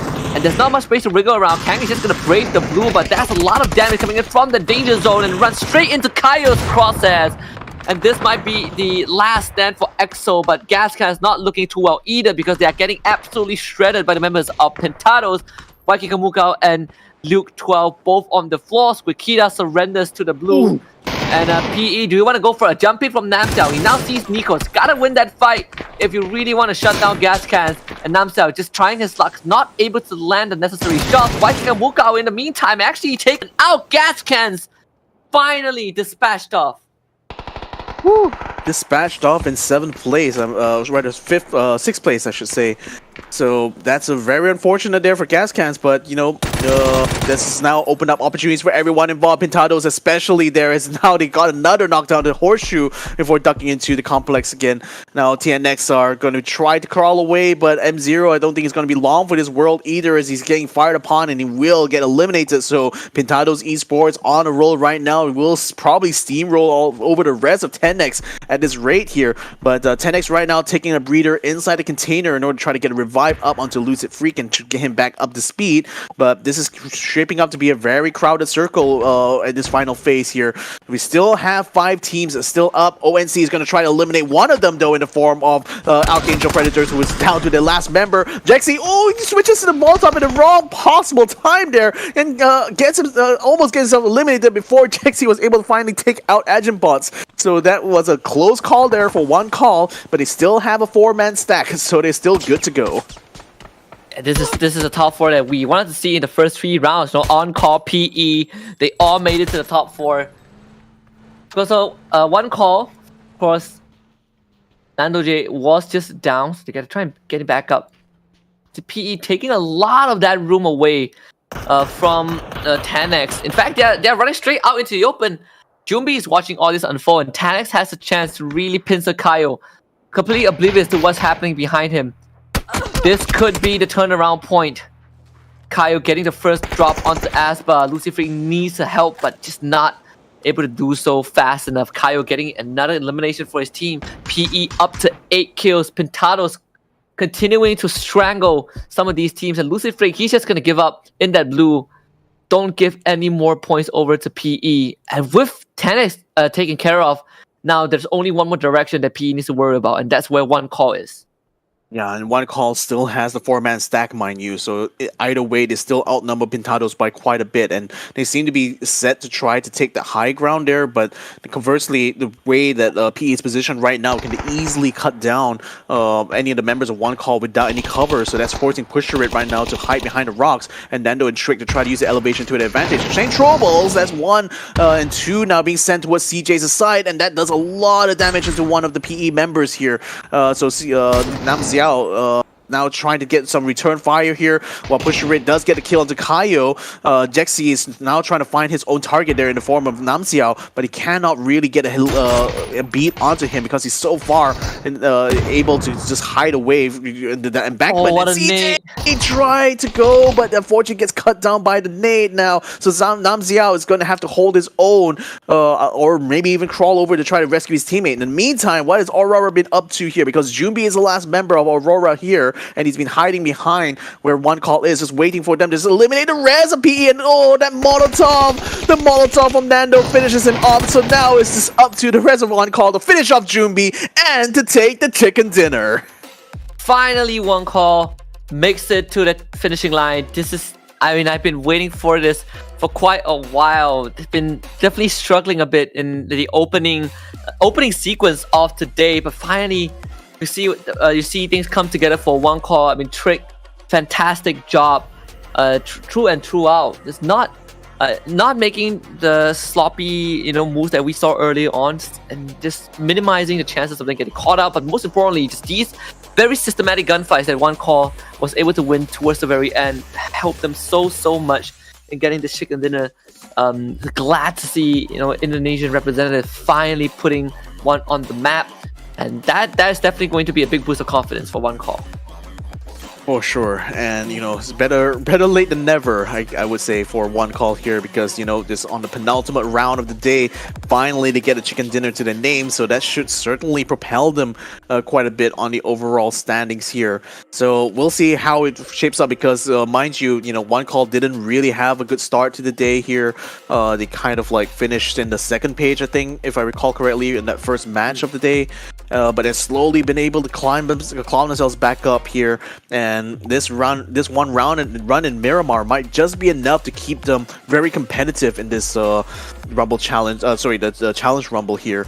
So let's see how it shapes up once the full standings have been tabulated. I'm really curious to see how the gas cans being knocked out in 6th place is going to affect them here in the overall standings, because a lot of other teams, I think AAP were they still in the final 5? Yeah, I think they were still in the final 5, right? So they may be able to gain maybe 1 or 2 points ahead of gas cans, maybe even more, given how chaotic, or rather how busy really the final fight was. I mean, that's the thing, whenever circles land in urban zones, it's usually a toss-up of whether it's going to be a very difficult and protracted fight, or sometimes it can end up like this one here, where it just happens to find one open clearing in this whole city complex here and force everyone to fight in that one area, one zone. So one call definitely had made the most out of this situation here. I mean, they quite literally, Aura was a non-factor in that final circle there, as one call was the one kind of pummeling the Resident Pintados, who up until that point, Pintados was really kind of on a very good trajectory even. So it's just a bit unfortunate that they were caught in a location where it made it a way more advantageous fight for one call, to be fair. Oh yeah, I think also towards the end, with gas cans were out, I think, pretty early. Well, midway through the match, you can say the same for Panic Esports as well, right? And these two are the front runners of the leaderboard. I think this definitely would bring upon a closer competition in terms of the standing, kind of pull away from the pack. And I think being able to keep a lot more, having a lot more teams close to each other is going to make it a lot more interesting. But I mean, we have so many more days to come. This is definitely just the beginning. But it's glad to see that the other teams are stepping up, right? We're not letting gas cans run away with just, just monster fragging every single match where they're getting punished. Pintados were able to take care of them. And also kind of this sequence really took a lot out of gas cans to try and keep I believe their opponents away. But in the end, it was kind of like the circumstances that led them to falling to Pintados. The Pintados getting 13, One Call getting 20 points this game, Tan is getting 10, Gas Can is the lowest that they have gotten since the start of the day, only 8 points. And it can go down even Panic Esports, they got nothing, they only got 1 elimination. That's the thing, like, even though Gas Cans got knocked out quite early on, they still had 6 eliminations, which still, allows them, quite frankly, to recoup or rather mitigate the damage that this round is going to do to them. So the credit to them really for being able to pull that off. But for other squads like Starlight, especially, so disappointing to see that they only were able to muster a single elimination point, which I would expected they had at least a little bit more. But at least, that's keeping them on par somewhat with PNC, though I think, like, for some reason I don't see PNC having 1 total point there.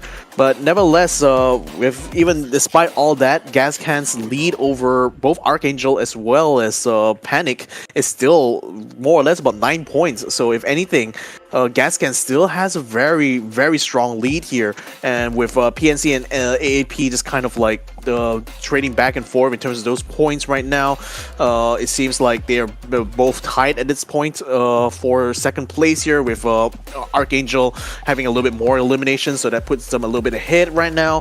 From the Future still in the 4th placement here, but it's only about 4 points ahead of One Call, who has made a very remarkable comeback right now to take 5th place overall ahead of 10x. Oh yeah, absolutely. I think, you look at how Gas Can is just still consistent as always. I thought that it would be a bit closer after match number 4, but they are still having a decent lead. There's a cushion for Gas Cans between them and Archangel Predator. Of course, after one of the worst rounds for PNC today, they are stuck in 3rd and tied with AAP, which is a testament, right? AAP can get things done, and they did get chicken dinner in match number 2, and even in the matches that they go out, you kind of can see the impact that they bring into the game. You have this 2 versus 4 hold at 1 point from the side of Archangel Predator towards that mid to late game. So overall, I think Archangel Predator, they are definitely doing what was expected of them. And even though this roster is might differ from what people know a year ago or 2, you can still kind of see the core identity of Archangel Predators somewhere around, somewhere there. But I gotta re-emphasize this again: Gas Cans, crowd favorites, home favorites of the Oceania, still doing fantastic. Indeed they are. I mean, again, it's like the consistency we've been seeing is the most remarkable thing, because other teams have just been having ups and downs now. To be fair, like, some of those are because of extraneous circumstances that quite beyond their control. But nevertheless, in spite of all that, even though Gas Can has just literally suffered their worst defeat so far on this day, they're still maintaining the lead. So again, kudos to them really for just really going all in on the kill strategy, just making sure that they at least are picking up elimination points regardless of how badly they do in terms of placements. And that strategy has certainly paid off dividends now, because we're on the final match of the day here, and they still have a decent lead over the nearest 2 teams. Oh yeah, absolutely. Final map is going to be coming up soon, and I think this, we've seen what the teams have been capable of on that Miramar, and it's clear that we see teams like Gas Cans, again, I can't stress it enough, just the way that they take control of all these white areas, all these choke points. We saw White King Mukau again early on getting the drop onto members of, I believe, 4 Piggies, just because he was able to get that very high ground advantage. And obviously you have teams that made those early rotations. Action PH once more, just very, very unfortunate, getting caught out mid rotation and all that. But I want to see a normal circle. That's all I want to see. I don't want to see all these corners, safe zones. I think we deserve a normal game for at least the final match of the day. It has been pretty interesting, pretty brutal so far. And you know, in a competition that has such high stakes, you gotta really feel for these players sometimes. I know, right? I mean, the stakes don't get higher than this, especially for a regional challenge like this in the Challenger Rumble. So, fifth match of the day here, the last one for the stream, is going to be on Miramar once more. We already saw the downfall of both Panics as well as gas cans in that last round, and the rise of On Call as a result. And look at that. Another thing to change things around. This time, the flight path going from south to north. Finally, a change of pace, at least in terms of flight path. This is the most vertical one we have so far. Still a bit one-sided. This definitely opens up the entirety of that western side. Seeing that APH may just go straight for Picado at this point. And that means that you have a lot more incentive to go to Los Higos, basically that island. But that's only if the circle also is towards the western side. Like, who's to say that we won't just get a circle that, for some reason, decides to go to Puerto Paraiso, and then we will be back to square one. Early fights though, we see 4 piggies and charm farmers. They're already exchanging a bit of fire early on. Very early rotation for some of these players, I believe. Yeah, Envy just gets ran down, and that's an easy kill. Look away, kids. This is not family friendly at all. Oh man, talk about getting spawn killed in PUBG. Oof, that's just so brutal there. I mean, no prisoners, right? At least Gops seems to think so here for poor piggies. But yeah, it's like, that's just so unfortunate. I mean, again, there was literally nothing he could do. Like, he was trying his very best to maneuver out of the way, but he just lands right in front of where Gops is. He got a knockdown and therefore was able to earn a kill that way. So with all these situations notwithstanding, things should be all quiet on the other fronts here, because all the other squads are very much spread out, finding their own little hotspots to start their farming phase here. So I'm not expecting to see any more unexpected sort of encounters like we had just now. But I'm very much interested to see what sort of like new sort of positioning or strategies really that some teams might try to employ in this late juncture of the day. We see gas cans actually going for a bit of a split up strategy really, because we only see 2 members just going in this one vehicle to this one spot. So I expect another 2 has probably taken another village not too far away there in order to try to maximize the area coverage they could do as far as farming is concerned. We see a sort of similar thing happening with EXO here, though it's both both partners really taking opposite ends of the complex here. Oh, absolutely. This is definitely one of the slower starts that we have. Even distribution. Considering how I think APH were the only team that could have potentially had to fight their way out. Now most teams have got a pretty decent spot to work with. Well, can't say it's the same for PE though. CJ once more called out Jaxi and Trick working together for the elimination. I think ONC had someone fall and break their legs, but it's fine. They should probably be able to bring him back up. There it is, Nando J. Back up, pretty much safe, and now they get another buggy to work with. Yeah, no biggie getting like a broken leg in this world. Just slap a couple of bandages on and you're good. So Nando gets back on the medical technology in PUBG is something else. Technology is amazing, isn't it? It is. So Aurora now gaming around the coastline there. I mean, they're just playing around the edges here as they wait for to see how they want to try to maneuver to this next circle. But speaking of circles, Pintados is already in the middle of one here, so they're just now looking for a complex to continue the farms on.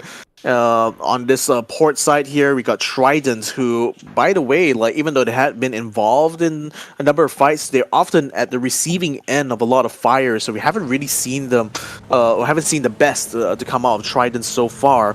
Hopefully, you'll be able to see a lot more of them either on this final round or maybe even tomorrow's matches here, because mind you, we still have 5 more games to play. tomorrow itself. So make sure you guys stay tuned for that. Looks like Chicha Gamers have found a target in the form of Exo Clan because they have got a knockdown and a kill onto Goose. Actually, it's not, unfortunately, out in the open. Rain looking for an exchange, but you can see that Chicha Gaming not interested at all. Just a bit of a minor attack, no eliminations, no knockdowns. Exo will have to work with the loss of Goose early on. Yeah, and So Exo start closing it pretty soon. So Squikita actually also trying his best. He is further forward, but unfortunately, this is not the vehicle that that is good for chasing. It's one of the slower ones. Might be a good one to get to the supply crate though. In the meantime, Trick is still stuck in this battle here with Chicha Gamers. Looks like he's going to be pulling back to kind of rejoin the rest of his squad. Looks like this care package has a Mark 14 in it. That could be a bit useful, but not sure what Kang actually picked up there. I think he did pick up the Mark 14 anyway. Gas cans making their way up the hill here where Luke 12 is already set up. That's a good vantage point actually for this area in particular, because the steepness of this hill definitely makes it a very tough proposition for any squad who decides to try to attack upwards here. So gas cans already finding a good position. There's Action PH also found one as well. There's a hillside here that, or rather a hill structure, the edge of the crater that Rems is going to try to set a position in to try to spy inside to see if there's any squads. There's no squads there at the moment, but Rems obviously doesn't know that right now. And it looks like Nikos might be able to spot out Rain if Rain decides to make his presence be known, but so far he's very much huddled inside the ground floor of the building, so no chance for Nikos to be able to spot one out there. Again, still a very slow early phase of this game right now. No teams really going for all-out pushes. Might be an encounter on the cards there between Pintados as well as Four Samurai. Nico's now, oh boy, he's decided to go into the building here. Rain is actually having his position in front of the door, so he's going to try to give a nasty surprise now to Nikos. Nikos! I mean, Rain is actually running straight at Nikos just now. Not able to... Yeah, realizes that he can't find the opportunity. Nikos closes the door on him. Yeah, now trying to pull back to where the vehicles are, trying to pull to the back of the building here, because they're not exactly sure how many members of Exos are in the meantime. And like I said, Pintados gets himself run straight into the 4 piggies now. They've already taken out the 1 and 2 actually got taken out for Pork Piggy's side, because Lolba actually fell off a cliff and might have broken a couple of legs in the process. Now maybe Zio gonna get spied upon by X-Kaio, who seems to be taking a sweet time trying to get the shots in. He has plenty of ammunition to go here in that Mark 14, so he's certainly making the full use of it. Fleaways is still down, out for the count for the moment. Rain has been forced out in the balcony as the rest of gas cans has already cleared out the rest of the building, so he's just waiting in the corner, hoping to get at least 1 kill point here because he's all alone, but the gas cans doesn't know that quite yet. He has only a shotgun to use here, tries to go for the shot. Oh, look at the Molotov on the second floor. That's forced the rest of gas cans to pull out of the area there, so that's bought him a little bit of time. Almost burned down the entire Haobao Waikikamukao. Another molly thrown out just to buy a bit of time, but Rain, what else do you have left? Actually, he flashed himself, I think. Yeah. He's even going to try to work with the S666. That's a tough one to be in. The timing just a bit off for Rain. Which weapon do you want? He's out.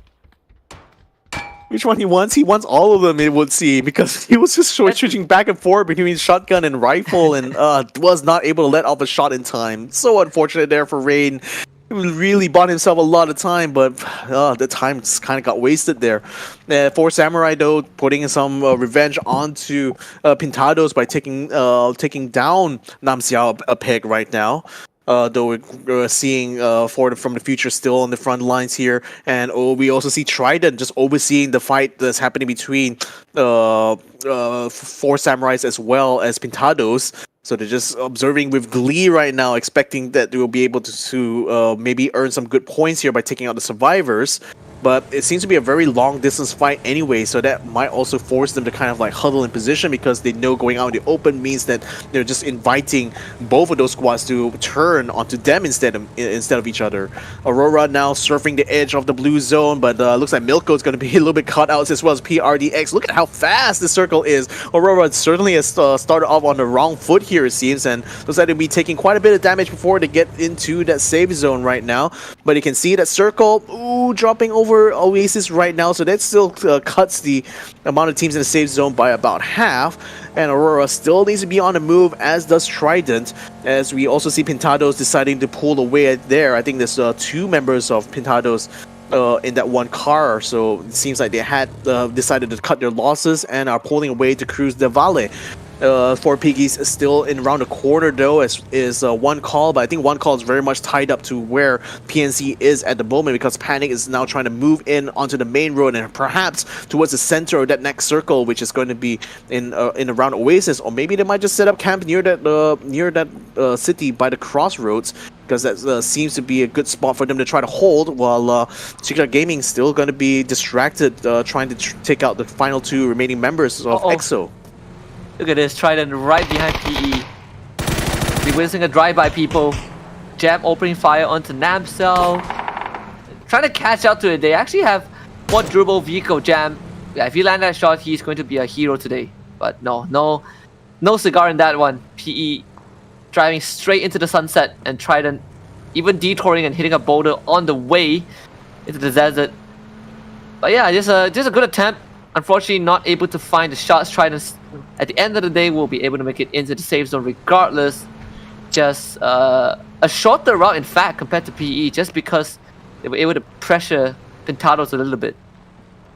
Yeah, so Trident now making their way into this next safe zone. There is a bit of high ground they could use. There is a complex which I don't think is being held by anyone right now, so I think Mila will have a good chance to set up a base there to wet a point for the rest of his team to rendezvous in. Aurora now again surfing that blue zone one more time. But this seems to be the way that they want to try to play this, a very safe sort of approach towards this next safe zone, to ensure that they don't, even if they do end up in a counter, at least they will be able to scatter very effectively.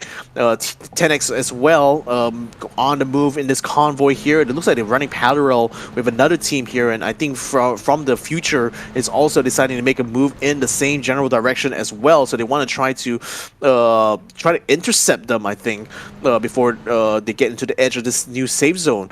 4 Piggies now trying to pack things up and move their way towards the inland area. Looks like they might actually run into Panics, who in the meantime have been taking some damage of their own. So Dusky very, very low at this point now, and I think 4 Piggies definitely heard the gunshots, decided nope, we're just going to turn around and run away. Yeah, just see the instant U-turn. It's like, no, we do not want any part of this. Very, very telling of what the approach is. Yeah, they are definitely scouting the perimeter, but unfortunately there's not much places for them to go to, and 4 Peak is again forced to make another 180 turn, realizing that this desert is not as barren as they thought it is. Now they're gonna pick a choice. Honestly, the high ground, not too bad of an option as a temporary pit stop, just to plan out their moves. I think they have a better chance at scouting out where P and C are, because they did hear those early exchanges. Starlight, on the other hand, also finally touched down in their own cozy little complex. Aurora just kept on driving, but this time Jumbi not so lucky, and Jules, you're actually running backwards. They're trying to get to carry Jumbi back. Can they get to him though? Jumbi is very out in the open. They need a bit of smoke. They need smoke to cover it up, but Jules. Oh yeah, he's not able to reach his buddy in time. Unfortunately, Kaio gets the job done. Bit of a heartbreak moment for Juice. Aurora just have to kind of fight on without their buddy. Well, at least to take his resources along the way. I think Kaio had to burn through his health kit just now in order to try to maintain his position in the blue zone to finish off that kill. So again, very dedicated to trying to earn that single elimination point there he is. But look at the way things are forming around Oasis. All these teams converging on this one spot. I think already TNX is in the position, as is Archangel. EXO as well is taking that western side, which is going to be spot upon here by Pentados as well as Trident. Though they're both receiving fire from Panics, who are still on the edge of this next circle here, who no doubt will be making their way to the center once things start to clear up a little bit. But that's not going to happen anytime soon. But speaking of clearing up, I think Archangel's got themselves cleaned a little bit here. One down already, and Nate barely misses Evil Patrick there. Another smoke is going to be popped out here, while Nan is just attempting to try to return fire. Does find one onto Horseshoe, forcing him to be pinned against wall right now. So Archangel Predator certainly are facing a lot of pressure right now. The thing about trying to peel back, there is a supply crate just behind where Archangel is for him to be able to replenish some of their supplies that way, but they also have to watch out for Charm Farmers who are making their way up, as is Gas Cans as well. So this town ain't big enough for the four of them right now, because this is certainly becoming a very, very crowded spot. Evil Patrick is going to start extending that zone of influence. There's two members of Tanex around there, though. Evil Patrick, he has to know that this is happening. Yeah, and Nan has just gave him that info that he just spotted out one of the Tanex members, Asbuff. Completely has his back exposed. This should allow Evil Patrick to coordinate better. They go in for the eventual pincer. Though unfortunately for AAP, they are down 2 men. And seeing Aspa isn't necessarily super helpful for Evil Patrick. The compound that he intends to kind of skulk around is still inhabited by both Shoehorse and Speedy. Will be a pretty slow standoff for AAP and Tanex. And so far, at least silver lining for AAP, their backs not really threatened. Can't say the same for Aurora though. They are getting completely locked out of the safe zone by PE. Yeah, and as well, PE has no incentive to move right now because they found themselves a perfect little complex really to set up their defense. What is Four Samurai's GN doing? He's getting a little bit too close for comfort to Chicha. I think he spots. I think he may have spotted a hit just over one of the hills there, so he may just have realized that he's not alone here. So he's just watching his back constantly. But now, is he going to be making the move up, or is Chicha Gaming going to find him first? Though the rest of Four Samurais are also moving up, while PNC just sending shots all the way across there. I wonder what they're actually shooting at from that position. But Four Samurai still trying to creep on top of this hill here, but Chicha has scattered themselves a little bit on the far side of this mountain here, so it looks like 4S may have dodged a little bullet here. I say that though, but Sutamului gets spotted them, so now he's going to be able to inform the rest of his team that, oh boy, we got some targets behind us. We're going to be sending some grenades down that way, and Murayama, oh boy, he almost got caught out by one. Super Luik now trying to shoot down another one who's attempting to zigzag his way to avoid damage, but still ends up giving a ping of health. And Four Samurais now realizing that they may have lost the plot a little bit. What? Oh, but look at who's on the behind. PNC coming into the mix as well, just forcing them to fight a war on 2 fronts. Oh, guy is lightning fast. That guy is flashed in the flesh. Completely untrackable. While I say that people finally found one, but Murayama actually just gets 2 in return. Four Samurai is doing a fantastic job, and Murayama should be able to clean things up. Tanex still 4-man strong as Four Samurai, able to avert disaster, completely stopping Chicha Gaming. Good news for CG, they are not out just yet, but they definitely don't have any more to fight with. Juice decides that the blue zone is the best and most painless way to go, as Four Samurai pick up a couple more points along the way. Unfortunately for YSA, he won't have much. He didn't get to crawl into the safe zone in time, so he is also gone.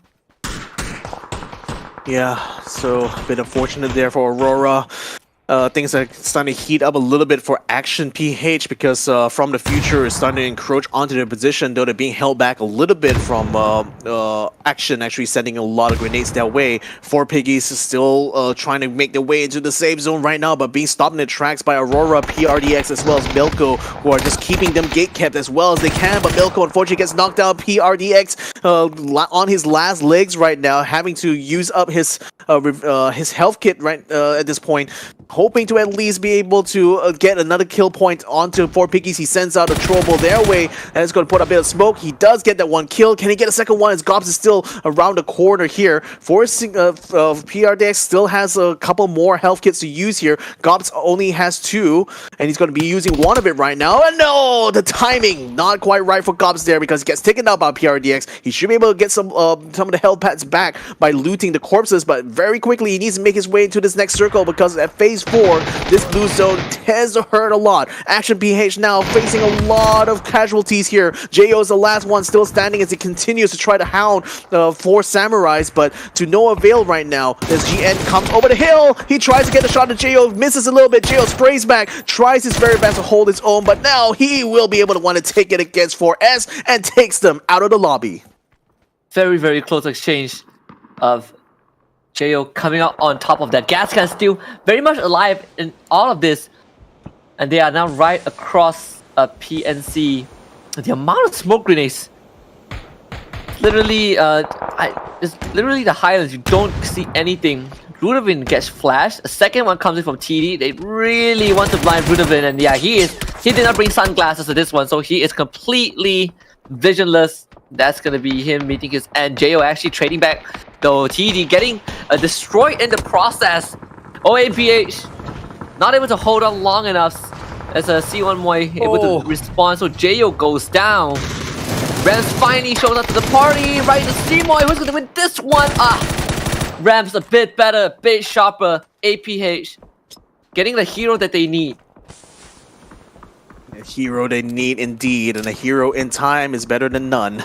So he's going to try to get a revive here on his teammate, but KDR is not quite done. He sends a trouble their way, trying to force Rams to move out of the way now and into the open. But then Rams finds him just in the nick of time, takes him out to take from the future out to the past.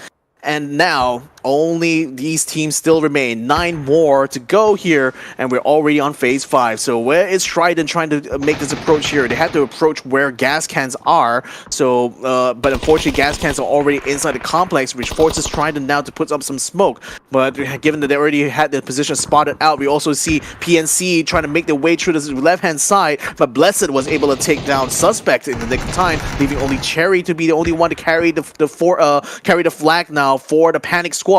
As Trident now tries to move up, they do get a knockdown to Greg shot here. Yikamukao as well as Nikos is going to have to move up in order to try to rescue him, while Trident uses his opportunity to try to peel away here, which is actually kind of smart in that regard, because now gas cans are going to be left outside here while they will be able to freely move into the inside. Oh yeah, absolutely. PE. They do have Kyle on scouting duty, and in the meantime, Tanax actually might have caught vision of that. Gas cans just got spotted by Trident, as both Snow and Blessed are gonna start moving in. Lu doesn't see this though. Snow has the help of the elevation, but they do see those troubles, those utilities coming in from the second floor. What a congested eastern side of the map. Trident, AAP beside each other. 10x Aspa had to sue Chaos. Snow gets tagged. Speedy forced away by PE. This guy's so fast and slippery with his dancing shoes. Gets support from Shoehorse with the smoke as well. PE not able to find a way into the compound, but they do have a big chunk of that safe zone with them, so this can be a very slow and methodical process of just inching their way forward. Can't say the same for Trident, as they are now starting to clear out areas alongside the perimeter of Gas Can's compound, but you can't just run up because there is AAP, and Speedy actually gets caught off screen by none. Yeah, so not so speedy after all, was he? But things are very crowded on this eastern side here, and I think they're going to be starting to thin out a herd a little bit, and that's going to be a bit of a good news actually for Pintados, because that allows them to actually play third party for the most part, because they've already taken control over the northern sector of this next circle. So Gascan still trying to fight their way out, so is going to be Archangel as well as 10x.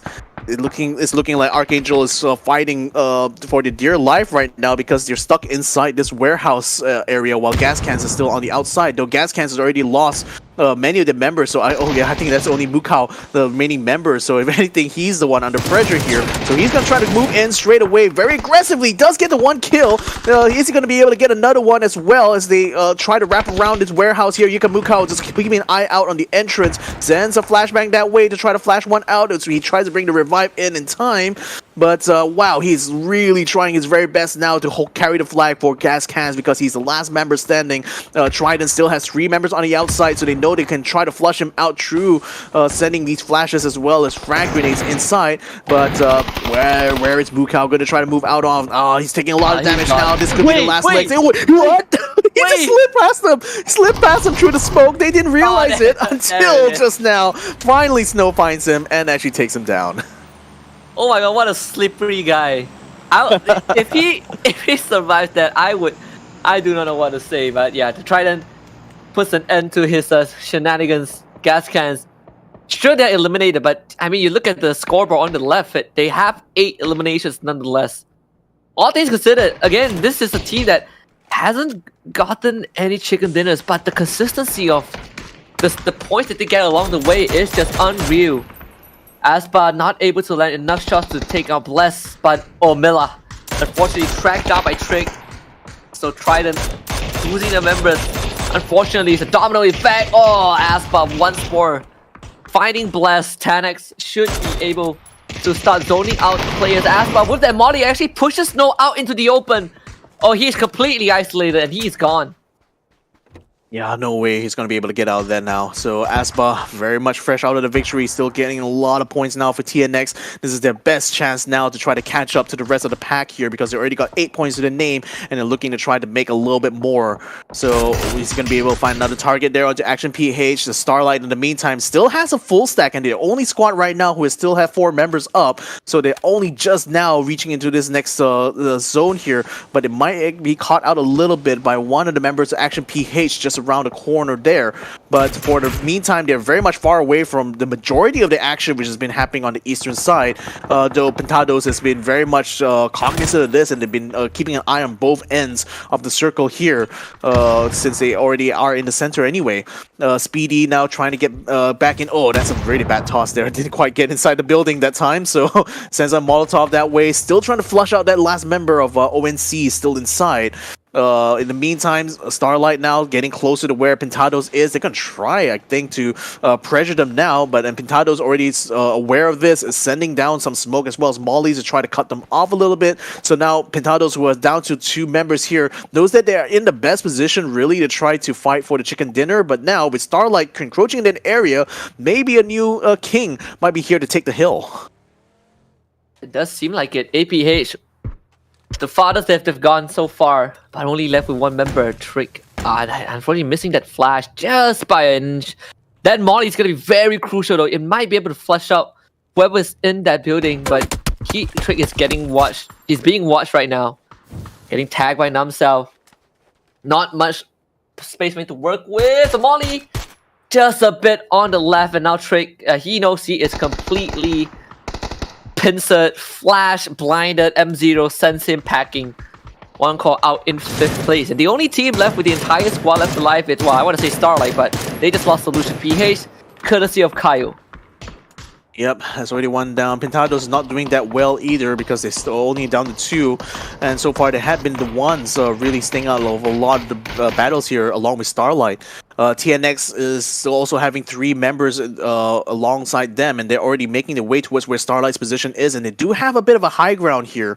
But conversely, Pintados is wrapping around the other side as well, so it's a bit of a 3-way standoff at this point. Though 10x will still be able to have the advantage having a compound to play around with on their corner of the circle. Say corner of the circle, is that even a word to use here?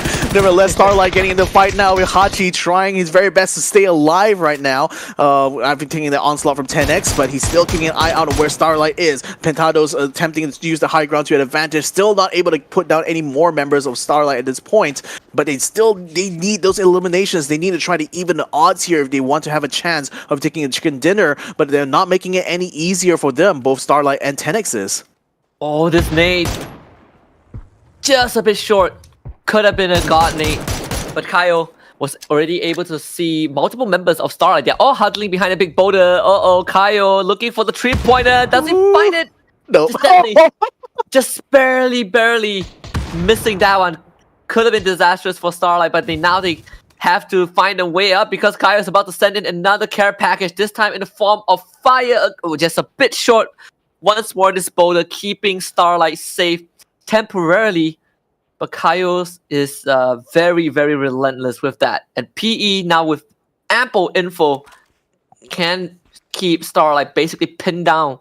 Starlight does have that numbers advantage though. They just gotta find a way to really set up that cover. Unfortunately, Hachi does not have any utils left, and maybe that's why Starlight are caught in such a rough spot. Yeah, because they really don't have any elevation to use as cover aside from that boulder. So the boulder is very much their MVP right now. Because like that's the only thing keeping themselves away from the bullets coming from Pintados as well as 10x. But then Pintados in the meantime has not really been focusing too much on 10x because I think 10x is playing it extremely safe by just staying out of sight and out of trouble inside the complex right now. So Pintados really is just forced to either try to push onto SL's position or maybe do something here. The next circle is going to be coming up now though, so maybe they want to try to wait it out until this blue zone forces the issue. But 10x is already picking up vehicles though, so maybe they want to try to go for a different play here. Maybe they want to try to run things over the rest of these squads here and make some cover of their own on this open ground. That could be a bit of a threat right now for both Pintados as well as Starlight. But Starlight maybe hit a worse opposition because they don't have any vehicles to use. They don't have any cover to use at all. Only just now the zone is coming in and creeping onto its own here. So 10x is now forced to try to move out of the complex and into the line of fire here. Starlight as well moving up from the side of the road here. But 10x is still not able to get a good clear line of sight onto them yet. Still keeping their attentions very much focused onto Pintados on the other side. So it's Starlight. Hachi getting a spray and a knockdown. He might be able to get two there, but it's Namxiao is going to get himself taken out by TNX instead. So now it's going to be between Starlight and TNX to try to fight this out. TNX doesn't have the man advantage anymore. That's one good kill there by 9. He gets another second one there. This is going to be a steamroll from Starlight to get over 10x. They just need to take that one last member there, but he's not in the area. He's in the complex, and Starlight just hit it straight into him, sending everything they've got, every last bullet, every last throwable, and just like that, they take the chicken dinner. What a grand finish for Starlight. And they were trapped. They were trapped for so long behind that one boulder, thanks to Pintados, but they somehow survived it. They bided their time so long that they not only took up Pintados, but 9 with just monstrous individual fragging abilities towards the very end to get the chicken dinner. And you know, for them who are on their second page in terms of placements, this is a big boon to close out that first day. Indeed, it was. I mean, again, who would have expected at the start of the day that Starlight of all teams was going to be the one to pick up a chicken dinner today? I don't know if even Starlight themselves expected this, but you know, credit where it's due. They played a very smart round here, going into this final circle, because again, a lot of the chaos was happening on the eastern side of the circle for the most part. So, and a lot of like the top teams were very much caught up in that crossfire, right? I mean, where was the big ones like Panic? Where was Archangel, Predator? They were very much caught up in those battles and got themselves eliminated quite early on. So not a lot of points to be found on their end. So yeah, this is shaping up to be a very interesting day number 1 here, because I think now that we've already see who are the teams to really watch out in terms of skill level, and some of these unexpected teams now are picking up really good haul of points in these final few rounds. I think it's going to be a very tight leaderboard later on once we get all the scores tallied up. Yeah, absolutely. And I think it's fair to say that Gascans probably would still stay on top because they did get almost double digits in terms of elimination. But Gascans aside, I think the rest of the leaderboard would definitely be a bit tighter compared to the start of the day. With teams like Starlight, Tanex, PE, and even Action PH to a certain extent stepping up to the plate in the final match of the day. I think that's going to improve the standings a lot more. Obviously, there are some teams that still need a bit of work. Maybe tomorrow is where we see that recovery. Slow starters. 4 Piggies is one of them. Chicha Gaming. We saw that Charm Farmers, these few squads, is struggling quite a bit throughout the entire day. Yeah, so I mean, that's the thing. Like, some of the other squads still have not found a run of luck. So the good news for them, though, is that there's still one more day. Or at least there's still going to be another day to try to play through these maps here. That's going to be tomorrow's stream, so they might have even some opportunities really to re-examine what exactly went wrong for them on today's matches here, and hopefully take those lessons to heart and come back a bit stronger in day number 2. But so far, I mean, it's still very much looking like the Oceania show here, I have to say, in this first phase of the Challenge Rumble, because again, with strong teams like Charm Farmers, like Gas Cans, just these veterans from the PUBG community who is still playing to this day, just showing that the level of experience that they've got is really keeping them at the top of the game right now when it comes to this competition. So plenty of really exciting things really in store for us, I think, in this Challenge Rumble this year. Yeah, and right off the bat, on day number 1, we already saw some great individual plays and individual prowesses. This is one of my, well, not this moment, but we definitely saw, this is one of my favorite moments. The sneaky Mukau. He got caught at the very end of the smoke where he just didn't cover his, I believe, his head or his gun barrel. That could have been a heroic moment, honestly, for Gas Cans. End of the day, this is kind of the finisher. Starlight holding on long enough and just able to find the right fights. Obviously, 9 spearheading for the team. Starlight getting, unfortunately, only 5 eliminations towards the end. They didn't really engage in much fight from the start. So 15 points for them, including a chicken dinner. But 10x was able to get 13. You see the teams that even tried an APH stepped up. Gas Can still walked away with 9. Yeah, and looking down even further the list here, and oh boy, it's even more interesting when I look at like the other Oceanic squads, because other than TNX and Gas Cans, like the other squads from Australia like Aura, EXO, Panic, as well as Charm Farmers were just not able to make any dent at all on the other teams here. So let's have a look at the overall standings now. Gas Cans still the class of the field here, having gotten enough eliminations consistently over these 5 days, almost an average of like 6 to 7 kills per round here. That's allowing them to have a very healthy 15-point lead ahead of Archangel Predators, who right now are taking that second spot ahead of on One Call, who have made a significant comeback now to be amongst the top 3 players here in day number 1, putting themselves ahead of their fellow compatriots from the future here by a single point. Yeah, Gas Cans are just running away right now. I wouldn't say with the competition yet, but they are slowly creating this very big lead. You are looking at an average of 12 points per round out of day number 1 itself, and that is a big feat to achieve, right? And again, you look at the placement points that they got. They are 3rd in terms of, they are 4th, 5th in terms of placement points, but they are miles ahead in terms of elimination. So Gas Cans truly the best, at least one of the favorites that we have. It's a team that came from the NA region. They decided to come to Pacific, to APAC, and here they are just putting up an absolute banger of a performance in day number 1. Archangel Predator in second is something that I do love. Obviously, a very slow finish, unfortunately, for Panic, but they still were able to maintain 42 points at the end of the day. And this is off of the fact that for the last 2 rounds, Panic didn't get a single point, or maybe got like 1 or 2 points overall. So, but it's a strong start that allowed them to be in the spot. So that's kind of like the silver lining, at least.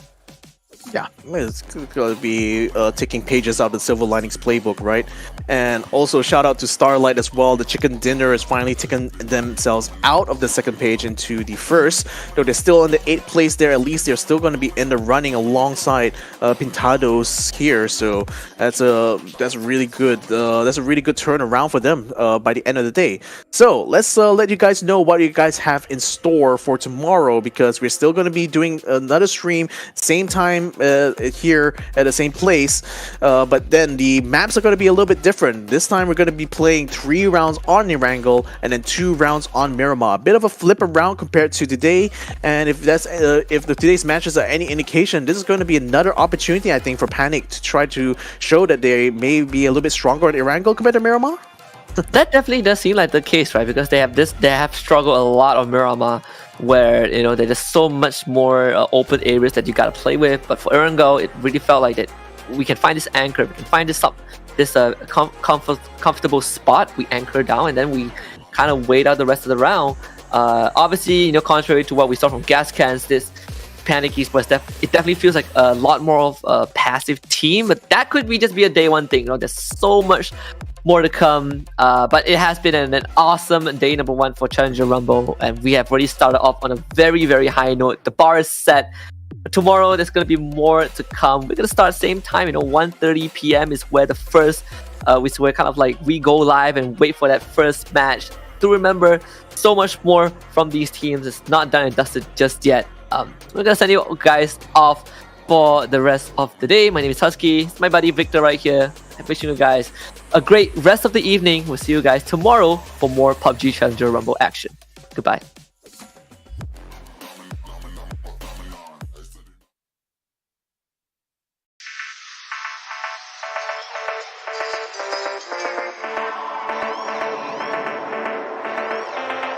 Dari.